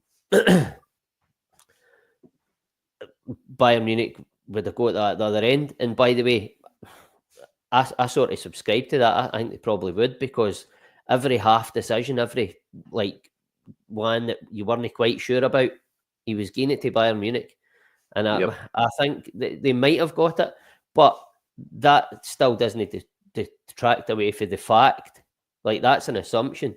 The fact is that it didn't happen at the other end. It happened at that end. And you can only judge what you see in front of you. And it wasn't a penalty. Nah, I think obviously we wouldn't have complained about getting it, but I think that the right decision was made in no giving a penalty. And Stephen, the man involved for us, Arne Engels. Now, I think he had a great game, a really good game on Wednesday night. He's been in a good bit of form. Yeah, he's maybe had peaks and troughs where he's been up and down. I don't think he's down to as bad as some folk maybe make them out to be, but I think he is guilty of being our record signing and folk thinking he's just got to rip it up every week. I think that goes against him big time. He's not that type of player that's... I'm not saying he's not the type of player that will go and grab the game by the scruff of the neck, if you like. But I feel like it's just cause his price tag. They just think he should be a superstar each week. I feel if we went and brought a £50 million defender, we should never concede. Some fans will expect us never to concede a goal because it cost 15 million. And for me, certainly, it goes way back to how I started the podcast, how some folk were saying the atmosphere was great, and then others would just comment saying it was quiet as hell. I've noticed some folk saying Engels was rubbish, he's been rubbish. And then other folk are just saying, what are you talking about? He's brilliant. And if you say he's brilliant, folk are saying he's shite. There doesn't seem to be any middle ground with this guy. And is he in danger because obviously Greg Taylor, as I said, so the whipping boy now is, and by accounts looks like he's leaving. Is Arne Engels in danger of being the new whipping boy here? Well, he's in danger of that, but like you mentioned, his price tag is always going to be in people's minds, right? But for me, against Bayern Munich, he was up there with Maeda as the two best players on the pitch for Celtic. He was our best midfield player by a country mile out of Hatate and McGregor, in my opinion. And I think a lot of people are still in the mindset that he needs to do the stuff that O'Reilly done, that he needs to be this creative force every game, and they can't seem to get away from that because I've said it so many times, and I'll say it to him blue in the face, he is not that type of player. Engels is full of running. We've seen that. Did you see the runs he was making, by the way? Breaking into space, getting up the wing, supporting the striker. He was the only midfielder player doing that in parts of the game. He was taking the ball in. He was trying to play it wide, trying to get people involved. And you mentioned about not taking the game by the scruff of the neck. There was points in that game where he tried to. He was trying to put tackles in. He was tracking back. He was breaking up the play. All the things you expect from like a box-to-box midfielder, which is, I think Roger he's trying to turn him into that. But for me, yes, O'Reilly was fantastic at what he done, but Arne Engels can do it all, in my opinion. He's got the whole package there. He's robust. He's athletic. He's got good stamina. He's got a good range of passing. He's got a decent shot on him. And already this season, he's on 9 goals and 10 assists, so 19 goal involvements. 30 odd appearances. That's a fantastic return. And I think we'll see the best of him in the coming year, so to speak, going into next season, then the next January, and that type of thing. And like you said as well, Franny, about Engels, it's just people are always going to have a difference of opinion because they expect him to do one thing instead of doing the other. And when he scores a goal, it's like, why can't he not do that every week? Why can he not score 2 or 3 every week? Do you know what I mean? He's not that type of player. He's a number 6, number 8 type player who breaks up play, creates goals from assists, cracking set piece taker. He's on all our set pieces. you know what I mean? So for me, he's really bedded into his role in the last 3 to 4 months. We've seen over the Christmas period in January, I think he had like 5 man of the matches in a row, and he deserved them. It wasn't just token gestures. He was the best player on the pitch, and then he was took in and out of games to rest him. And in Europe, he started to come on to the game, and I really thought, in my opinion, he looked like out of all the team, he belonged at that level and will belong at that level, just with the kind of the stature of him, his presence, his running power, his athleticism. And that's what Rodgers talks about all the time. And I like that Rodgers today in his press conference, he said he told Arne Engels when he came here that his 1 match a week holiday at Augsburg is over. He's preparing him for what's going to happen. And he said in his press conference that Engels knows now what he's talking about. So it maybe took him 2 or 3 months to get used to that relentless schedule. But we will see the best out of him, like we've seen Kuhn. Maybe took 6 to 8 months to develop into the player he is. But see, once he gets this next pre-season, I think he'll go on to another level. And, the sky's the limit. I think he's a really good player. And the flag he gets, as I said, McGregor made all sorts of errors in the first half, but he never gets called out as much. Rio Tate looked like he couldn't move. He looked like he was towing a caravan. He looked dead. Arne Engels was the only midfield player who had a presence, who tried to do something. And for me, as I said, he was up there with Maeda as being the best player on the pitch. I agree. I thought he was probably on the night our best midfielder. I think Hatate grew into the game. Hatate and McGregor did grow into the game. But James, I know you've kind of, let's say, championed Engels, but you've pretty much backed him up at every sort of opportunity when you could. But it's just, I have this week especially. Well, I say this week, obviously after the game, I feel like he's came under a lot of unfair criticism for what I felt was a really good performance against a top team.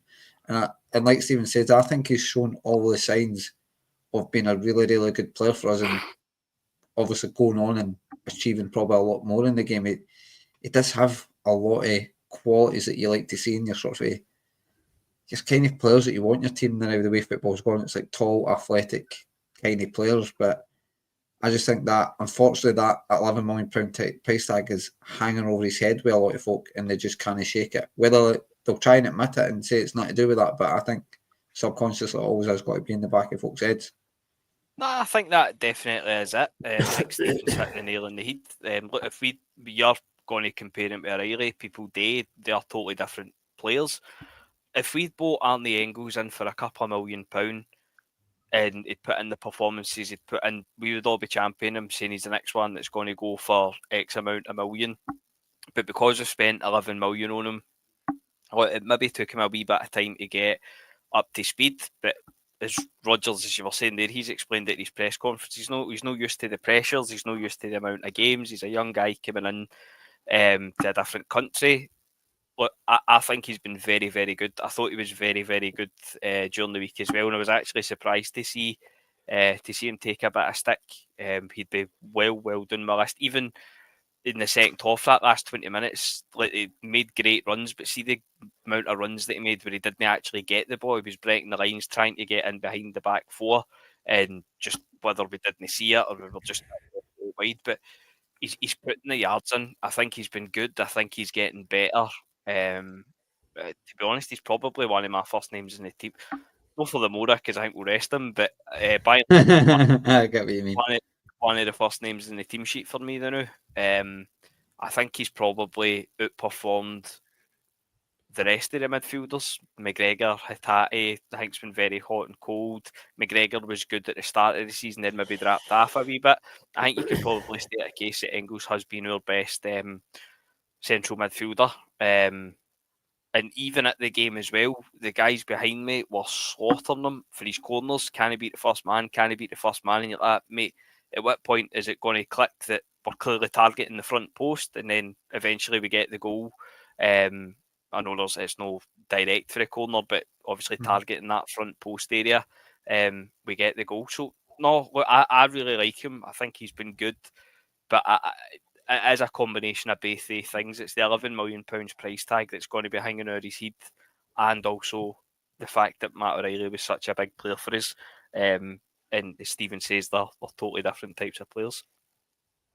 No, I think you've summed up well, and I've seen you nodding along to a lot of that, Ross, and thankfully for yourself, you're no probably as active on Twitter as certainly as me and Stephen, so you wouldn't have probably seen a lot of the stick that Engels seemed to be getting. I mean, he was getting some support, but anybody that seemed to say good was followed with about 10 comments saying he's shite, he's no worth this, he's no worth that, he's doesn't do enough of this, doesn't do enough of that, and I just feel he's maybe in danger of becoming the new whipping boy for some unknown reason. Well, they always need a whipping boy, don't they? I fully agree with everything that James and Stephen have both said. I was going to actually say myself, but just off the back of James, I feel like there was a wee period, sort of, I don't remember if it was November or December time, but I think it was December, where Rodgers chose to dip him in and out of the team because he was getting a bit of flack and he was slightly up and down. But off the back of that, then Stephen obviously talked about how he came back in off the back of that, and he had maybe 3, 4, 5 man in the match performances, and they were all deserved. Like James, I don't even think there's a case. I think for me, Arne Engels has been our best midfielder since the turn of the year. I think he's been out. Well, I wouldn't go as far to say outstanding, but I think he's at 21 years of age. It's took him maybe 5-6 months to get into that, playing 2-3 times a week, and he's starting to really grow into it. But at 21-year-old, he's tall, he's athletic. Listen, he's not the strongest yet, but he's still a lot of filling out to do. He's still only 21. He'll get bigger. But I think he sees a pass, and he'll try if he sees it, he'll try and make that pass early. You seen it? What game was it? Was it the Dundee game? Was it Dundee game? Rafe, was it the Rafe when he played up the Maeda? Aye. Yeah, that was Rafe. That was unbelievable. Aye, brilliant ball. He's got great vision. His delivery for me. Listen, James obviously talked about it. I think that he's right. We were probably targeting the front post. I think we've also talked about the fact that he plays it with so much whip that it's the type of corner where if you don't get it right, it looks really bad. But when you do get it right, it's almost undefendable. It's really, really difficult to defend against. There's so much whip on it. I just think he's a really, really good player. And I said a few weeks back that the sort of progression that I've seen in him, and listen, I don't give a fuck about the £11 million price tag, but I've said it that we've still bought somebody who has potential, but we're paying 11 million for that potential, so he's further ahead, if you like, in his career at that age than paying 3 million for a Yang or whatever it was. We're getting a better player. We're getting a more accomplished player. We're not getting the finished article, not by any stretch. But for me, that I think that he's came into Celtic at a level that Matt O'Reilly was at when he came into Celtic. But the difference was Celtic won a watch with Matt O'Reilly and got him for £1.5 million. It was lucky. We weren't even. I don't even think we were going for him. It was like Riley McGree or something. Mm-hmm. So. The price tag shouldn't matter. People need to get that out of their head. They need to look at the guy as a player as a whole, his age, take everything into account, look at all his attributes, and look how much he's progressed from he came in to now. He is, like James said, he is one of the first names in the team sheet. 21-year-old, just in the door. I think he's a really, really good player. And I said it a few weeks back, and I'm quite willing to stick my neck out in the line and say, if he keeps going the way he's going, I think he could easily be a player of the year next season. Yeah. Nah, I agree. Yeah. Are you going to say something there, Stephen? No, I was just going to say I agree with the most of what Ross was saying. And this is another thing. I know we said it, but the price tag's one thing, but I'll reiterate it. Stop comparing him to Matt O'Reilly. Stop. I'm not saying anyone here is doing it, but stop it. He's totally different. There's different qualities, different attributes. Just enjoy him as a player. Does he frustrate me at times? Of course he does. but at least he's willing to try something. He's willing to try that pass, the release of Maeda, the release of Kuhn. He's willing to take the ball under pressure.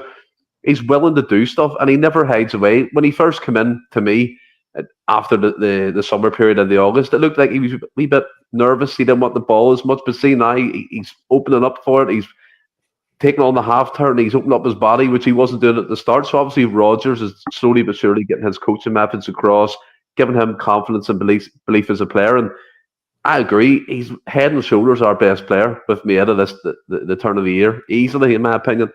And I think someone said about Rio being the best midfielder. I don't know. I honestly don't know what you're watching. I think Rio's been pretty poor for the large part, but he's still a great player in his own right when it all clicks for him on any given day. But definitely Engels for me is like Sanfran, a thoroughbred. That's a great description, by the way.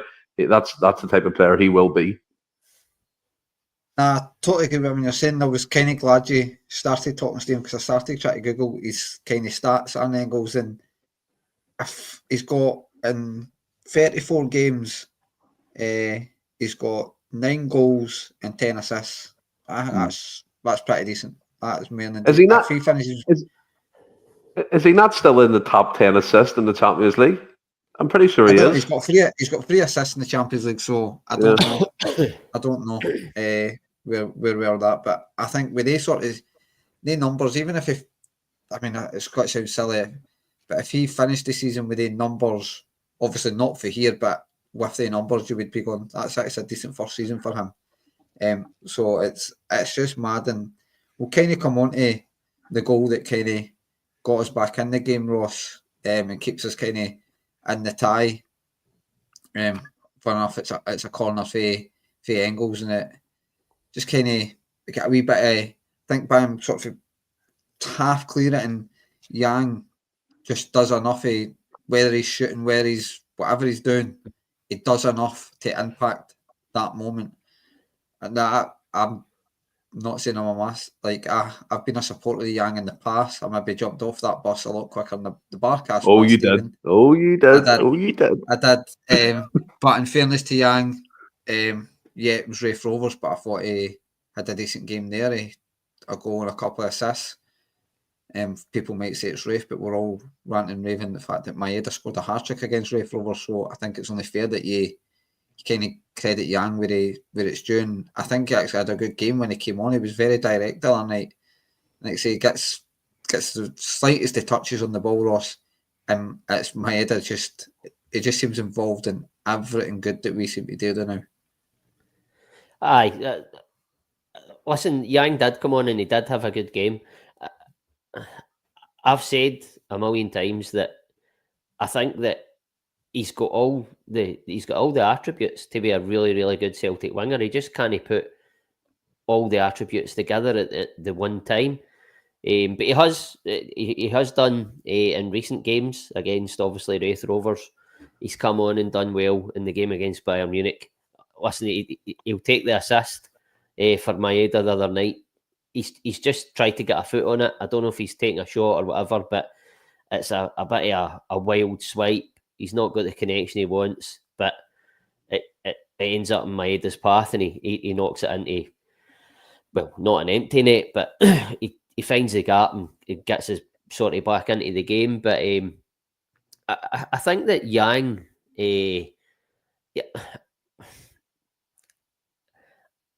a difficult one. Even Rodgers said today in his press conference, Rodgers, like Yang's a million miles away from being a starter for Celtic in this team. And Rodgers half said that. He said, look, there's guys ahead of him, but I like him. I like what he does. I like it. He came on and his work rate, he's just so honest. And his work rate's brilliant. He's another one that just never stops. I don't know if it's a culture thing, but they just give their absolute all. And you can't fault that. You can't fault that work rate. But Brendan Rodgers, I think that Brendan Rodgers sees that there is work that he can do with him, and he can make him better and coach him into a better player. I think I said for ages that there was more hope for Yang under Rodgers than there was Palmer. and Yes. obviously Rodgers has let him go. That's Palmer and Miovski being fucking slandered in I it, know, James. I know. I want addresses here, man.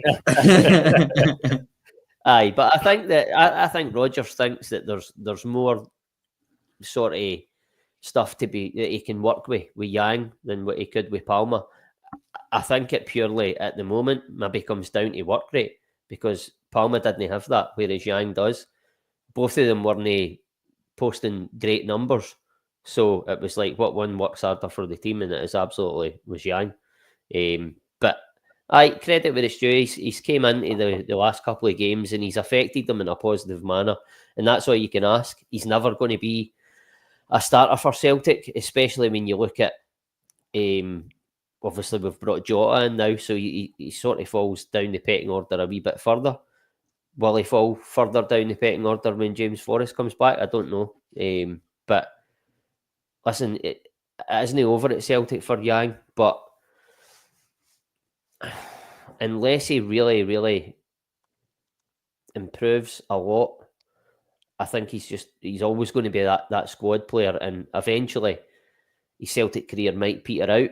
But I think that I like him. He's an honest player, and I think he, as I've said, has got all the facets to be a really good player. I just sometimes I feel like he plays off the cuff, and he's a bit like he does. I don't even think he knows what he's going to do next, and that's the problem. Nah, I kind of agree. We'll come to yourself, Stephen. Obviously, you can talk about Yang, but Maeda just since the turn of the year, not saying Kuhn's playing bad this for the turn of the year, but certainly first half of the season, Kuhn was flying, and Maeda's sort of maybe taking on that mantle for the turn of the year, if you like, and he just seems to score every game right now, and just seemed fitting that the guy that wasn't meant to play in this game is a guy that's kind of kept us alive in the tie. Yeah, no, 100%. I agree with what you're saying. I think Kuhn maybe dropped off the last 2 or 3 games, but he's still a really effective player, and I expect his form to come back quite quickly.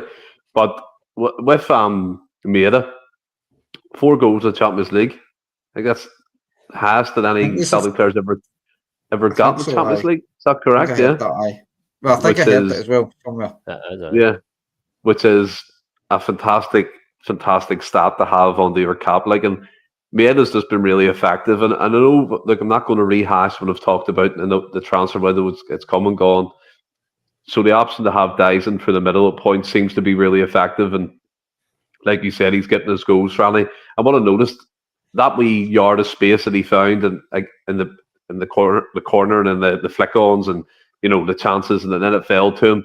It was so instinctive. He just bang. It was done milliseconds, and it was in the back of the net. And I've noticed that about him. He's very instinctive when he gets in the box now. His striking is so much cleaner. He seems more composed. I don't know again if that's something that Rodgers has kind of worked on with him, because it's definitely paying off.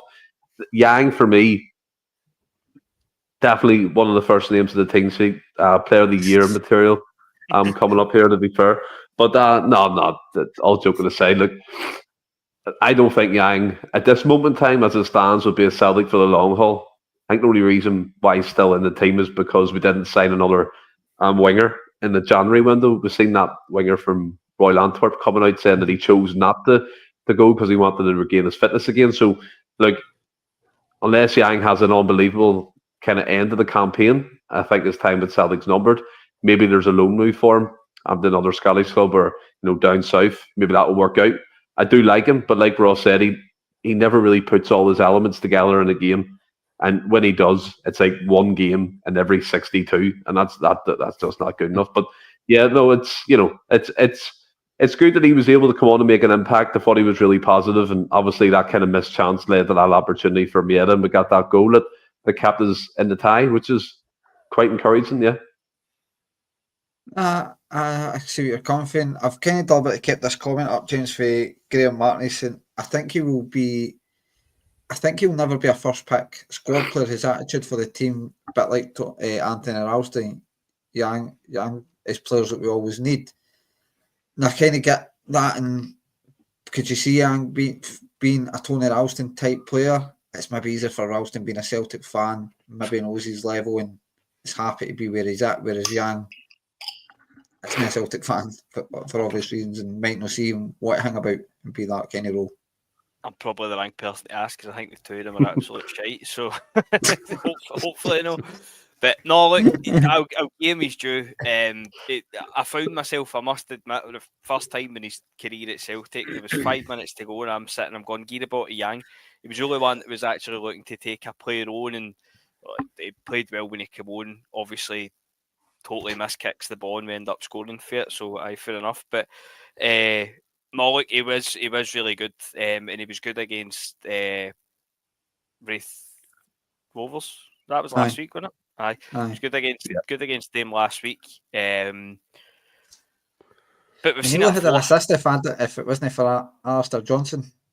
I had to leave at half time in that game, so I actually never really seen the second half to get in the tune. But no, look, we've seen it before where he's looked good for wee spells. I think back Aberdeen at Parkhead, and then was it the Dundee game last season where he looked the part and then never kicked on for it. So look, I hope he kicks on, and I hope, again, as I say all the time, I hope I'm sitting here in a few months holding my hands up saying he's brilliant, but I just don't hold out much hope if I'm being honest. I've just not seen enough of him to make me think he's going to be able to do it consistently. But look, the last kind of week or so can't have done him any harm. His confidence is probably through the flare. So his performance against Wraith and then that wee kind of cameo against Bayern, it's got to do him the world of good. I think he'll get the nod the Mora. So the Mora is his kind of big chance to really kick on and cement it. Well, I think we better move on for our young chat, because Sam Prince said if we don't stop this anti-young chat, he's going to pull up your early Kuhn chat. I think we've all admitted we all wrote Kuhn off and said he was shite, and shouldn't. Even Ross, who tends to give Bhoys a chance, I think he'd even said that Kuhn will never do for him. So we're all allowed to get it wrong a lot of times. Makes nothing better. But so Maeda gets a goal. I mean, you're just after that, you're just screaming for another chance. And the one chance we did get probably falls to the wrong guy, and Alistair Johnson just breaking out. Fun enough. Nice, but I feel bit unfortunate miss up there. Stephen's got him in speed dial. Oh. Adam, don't listen. It's all right. Go ahead. But no, we go into next week, Ross. 2-1 down. Do you give us any hope? The answer's no, but he's going to put a positive spin on this. No, well, I mean, if we're being real, to go over to Germany, we've been to Villa, we've been to Dortmund. The only one that we got any sort of result of what you would perceive as one of the bigger teams was Atalanta, and that was a 0-0 draw, backs to the wall. On another night, they might have scored 2 or 3. So it's going to be very difficult. But as James said earlier, all you wanted before a ball was kicked was to go in, to be able to go to Germany and not be 2, 3, 4 goals down. We've done that, albeit we've lost. I think in times gone by, Bayern would have had 2 away goals. So yeah, you are only 1 goal down. Anything can happen. Bayern could get a man sent off early doors. So there is, while there's 90 minutes to play, there's hope, and we're in the tie. But the reality is that we'll probably go over there, and Bayern will. Well, they're just a really good team, and they'll open us up at will. And it's one of the ones you're caught between a rock and a hard place, because you're like, we're a goal down here. Do we go there, sit in, and try and keep it tight, and then maybe the last half hour or something, let the shackles off if we're still 0-0 in the game? Or do you go and try and get that early goal so that it's sort of on level terms early then, and then try and hold on to it. Listen, it's a difficult one. Personally, I would probably go and try and stay in the game as long as we can. I probably, to an extent, will have to do that anyway, because Bayern Munich will come and try and take a game away from us early doors because they've got the goal up. So probably we won't get to decide how we're going to do it to an extent. We'll probably just have to sit in tight and try and be difficult to beat, and then try and stay in the game. I don't know whether we... I think because of that, because of what Bayern Munich will do, I would probably lean towards maybe starting Maeda and try and play that sort of Atlanta style, getting balls into him. Just hopefully he can hold it up. Not balls for him to run onto, balls into his feet or into his head, into his chest. I don't know, it's a difficult one, but as I've said, there's 90 minutes to play, so there's always hope. But the reality is that Bayern Munich will probably beat us 2 or 3. I know it's got to be a difficult night, Stephen. I'll come to you because I think James has got to be the realist, and we'll maybe be a wee bit optimistic here and there. But do you, as I say, we've said we've stayed in the tie, but how much have we really stayed in the tie? We've stayed in the tie in an aspect we've kept it respectable, and that's all I wanted. I'm not ashamed to say it. My prediction before the game at Celtic Park was 4-1 to Bayern Munich. That's what my gut was telling me, but it wasn't that. I had a respectable scoreline. We've kept ourselves in with a fighting chance, and going by the last 20 minutes of the game, and it's like James mentioned before earlier on the podcast. Will Celtic go with that bravery again? Will we do that? Will we start with Maeda up front and challenge them? But then you, as Ross said, you're onto the caution. They could probably pick you open anytime they want. Look, I'll be honest. I'm expecting a horsing over in Germany. I just hope and I pray it's not as bad as Dortmund. I don't want another 6-7-1 or 0. Don't want that. I'm just expecting this. And it's been real. I love Celtic. We all love Celtic, but our chances are very slim. And if we do it, it'll be one of the shocks of the Champions League in years gone by. And it would be a fantastic achievement. But I think we'll get horsed, and I just don't want it to be badly. And it's hard for me to say that it is, but it's just where I'm at the minute. See, that's by the way. Sorry, that. No. Oh, 2 seconds. I don't know. Where's my fucking hand? 2 seconds. Is it that one? If I missed it. That one, right? Listen, I understand what he's saying there, but he's basing that off the game the other night. He played I actually think he held the ball up all right. I thought he'd done all right, but for the most part, he didn't. But he was feeding off his scraps. But he played against Villa and scored twice, and he played in Atlanta and he held the ball up pretty well that night. So I don't think you can just write that off as he can't hold the ball and he's lazy in the press. I just don't agree with it. No, I kind of as well. I don't agree with it myself. I wouldn't say he's lazy in the press. He's no Maeda. He's not as good at it.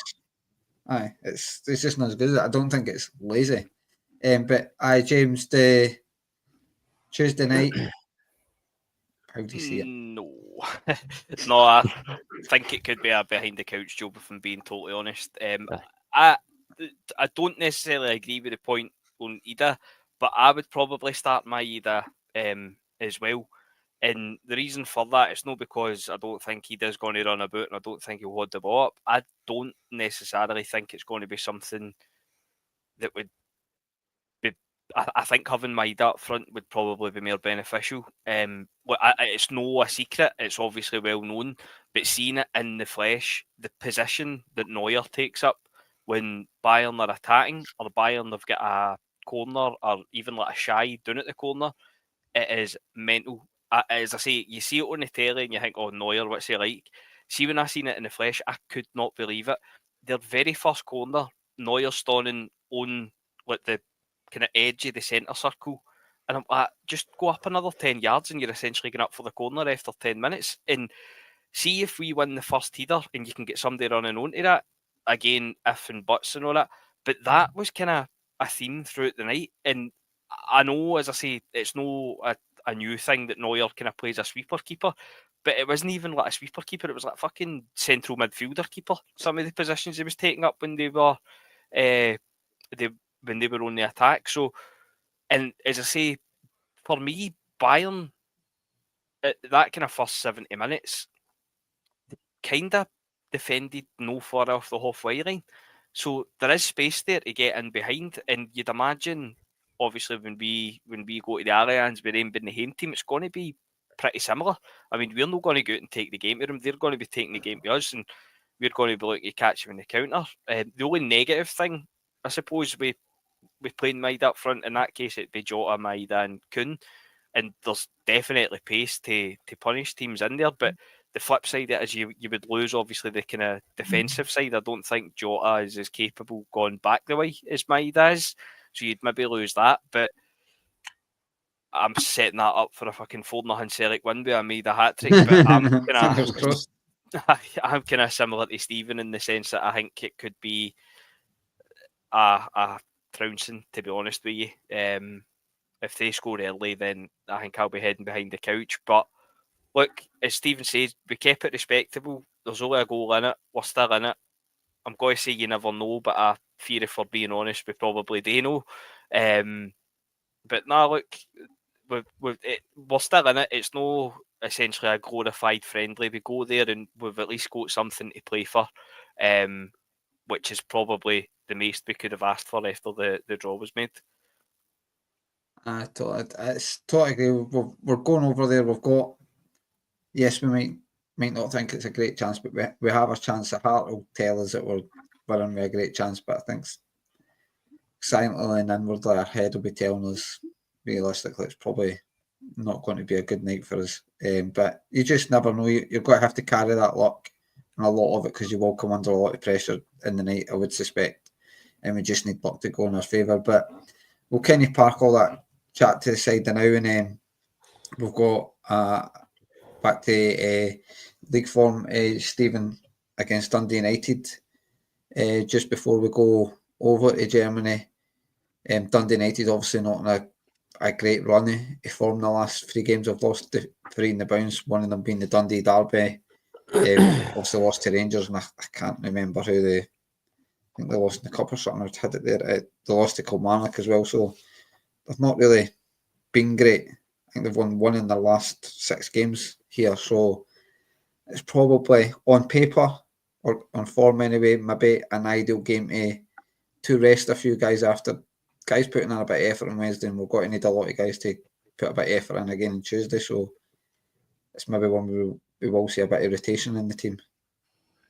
I mean, Rodgers did say that there will be changes, and you expect that because you need a kind of a fresh impetus going into the Bayern game, because like everyone's saying on the panel and podcast tonight, it's going to be a tough slog over there, so we need everyone fit and ready for that. But look, Dundee United, up until that sticky patch maybe 3 or 4 weeks ago, were the form team in the league, and they're up. I think they're still 4th or 3rd place or something like that anyway. So they were doing quite well. I think Jim Goodwin knows how to set his teams up, and they've got some good players. Your man Dalby up front is up there with the top goal scorers in the SPFL. I mean, they play like a 3-4-3 type formation. The one player that I can't stand in their team is your man Vandenberg.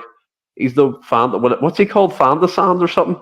He's the worst player I've ever seen grace a football pitch. I don't know what his purpose is, but when he comes on, he does literally nothing. So I don't know why they have him around the squad. But yeah, I mean, your man Glenn Middleton played for Rangers, very pacey winger. He's Kai Fotheringham, 21 years old. He's a decent player. I mean, they've got good young prospects all around the team. So, I'm not expecting an easy game, especially with the changes. It might upset the rhythm of the Celtic team, but I'm looking forward to it, to be honest. It's going to be, for my opinion, it's going to be a decent footballing game. I think Dundee United will try and come out of parts the press us, and might have space to exploit, and could be a high scoring game as well. So I think we'll do okay. I think we will. It might be, I'm not going to say disjointed performance, James, but it might not be as fast and fluid as we might think if Rodgers does make a few changes. But are you looking forward to the game? What are you expecting from it? I am looking forward to it. Look, I think it will probably be a pretty similar team that we've seen against Wraith Rovers last week. And I must admit, getting into that, I mean, you know what it's like playing these mid-table championship teams. They are very, very difficult, especially when you're playing them at games. So, no, but look, we put out a kind of pretty much a reserve team against them and cantered it. And a few of them looked well, as we've mentioned, Yang and things like that. So, I think it potentially could be maybe one or two differences, but I think pretty similar to Mora and just get everybody wrapped in cotton wool for Tuesday. I think that's the way I'd be looking at it as well, Ross. It's obviously you're not wanting to write games off. We don't want to do that, but a home game. Dundee United, like Stephen and that have said, are no mugs. Jim Goodwin has got them playing well, but they have not been on the best form. So it's maybe an ideal fixture, if you like, in between the Bayern Munich game, where he can maybe make the changes to keep some guys fresh for Tuesday night. Aye, well, we've certainly got an easier fixture than what Bayern Munich have, so that gives us hope on Tuesday as well, But I think you will see a lot of changes. Still, obviously, expect Celtic to win the game, but with being at home as well, I don't think they're taking their eye off the ball, if you like, or off of this game. I think they'll still have full concentration on it. But I think it's a game because of the sort of the lead they've got in the league. I think it's a game that you can afford to rest players and just sort of, as you say, wrap the players that your big players that you want to use on Tuesday night, wrap them in cotton wool, and then just refresh them and go again. In terms of team, I think it'll probably be Schmeichel in goals. I would probably go with Ralston, Trusty, Scales, Schlupp, midfield. Would I probably put Bernardo in? But I think Rodgers said he's out for 5 or 6 weeks, Aye, 5 or 6 weeks. He's in a boot. No, a car boot. Standing boot. Somebody just smuggled him. Be him back in 5 weeks. Well, McCowan will come in probably. I would imagine it'll probably Cal McGregor just plays every game. Probably be him and Engels or Hatate. Front three at that point, Aye, front three. Jota, Yang, and I would say Ida because he'll definitely give Maeda a rest. No, I totally agree. I think he will give Maeda a rest after him. I mean, I think he probably knew that Celtic had put an appeal, and I think that was maybe tongue in cheek when he said he didn't know Celtic had put an appeal in for the Maeda red card. He'd have been well aware that there was a chance that Maeda was going to play on Wednesday night. What's your score, Ross? What do you think? 2-0. James, line up and score prediction. I'll go Schmeichel, Ralston, Scales, Dane Murray, Schlupp, midfield. McGregor, McCowan. I wouldn't be surprised to see like Turley or even like you or something. I was thinking that. The B team. Because I think with Bernardo being injured, we're really a kind of injury at midfielder away for a crisis in there. Then up front, I think Johnny Kenny might get a start. I think it could be Johnny Kenny, Yang and Jota. If Ida plays, then I think he's probably going to play Maeda through the middle on Tuesday night. But I think it'll be Johnny Kenny, Jota and Yang. And Yang probably deserves his game. And I'll go 3-1. I'd be surprised at it, but their changes make sense, but I'd be surprised at it would be that many. I think he might try and keep some core guys in. Stephen, what are you thinking? Oh, sorry, James. No, I was just going to say the middle of the park, because I must admit, when I heard the Bernardo hang earlier, because I I thought McCowan and Bernardo were tap-ins to start the Mora. Aye. And then I thought about it and I'm like, well, Hatate will probably play Tuesday, so Engels, and they've both played a lot of football. You're kind of, after that, you're that into the B team. We don't really have them else. No, I totally. Stephen, yourself? Schmeichel, Ralston, Trusty Scales, Taylor, McGregor, Engels, McCann, Yang, Maeda, and Jota. And my score prediction will be also 3-1 to Celtic. It's funny when James mentioned the young boys, you said you thought that and never hesitated to never put it. He didn't ask the bench. He didn't ask me my bench. They'll be on the bench, Franny. They'll be on the bench. Franny, Turley, and Robbie Ure, and all them types of people. I think they will be on the bench. Laura. I'm on the bench. I can tell you, I'm on the bench tomorrow. You're on the shite bench. That's so bad. Yeah. I couldn't think of it. You should have just worn your glasses and I'll just stick to football. Oh, I'm so glad that's how we're ending the podcast, by the way. There is no better way to end that. Absolutely no better way to end that. And I'm ashamed of myself. You should be. Your granddad's been typing the comments. Oh, fuck. He's just nodding his head. Your granddad's like that in the comments. Just nodding his head. Oh. You're on the shite bench, all right? Steve's going to be waking up during the night in cold sweats and that. Fucking said shite bench on YouTube. It's like something out of only excuse, and that's fucking wild. It's not good enough. Not good enough. As soon as you said that, you knew it was terrible. That's you absolutely owned how bad it was. You actually tutted before it. You tutted before it, and then you could actually see the cogs going in your brain. I'm just going to say it anyway, because otherwise nothing will come out. And all the while we're still alive. That's brilliant. Oh, fuck. Thank you very much, Stephen, for that. Thank you very much for that wee moment. But even if we did enjoy that podcast, at least we enjoyed the last 2 minutes there. You gave us a laugh. But, no, have you enjoyed this one tonight, lads? It's been decent. It's been good. I don't think we really need to go any much more. Just thanks to the folk in the comments and that. I can't stop laughing about that, Stephen.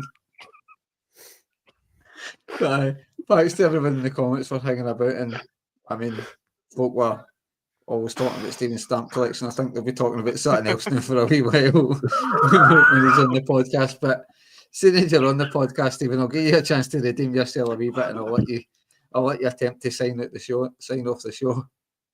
Oh, for fuck's sake, really? I know he's joking. No, it's been a good podcast. Looking forward to a good game tomorrow, seeing who's on the shite bench and all that type of stuff. But and hopefully, I'm trying to throw it in to make it sound normal now. Hopefully on Monday when we're back again, we'll get a good chat about the Bayern Munich game coming up and a good result against hopefully Dundee United. But yeah, until then, stay well, keep safe. Hail, hail.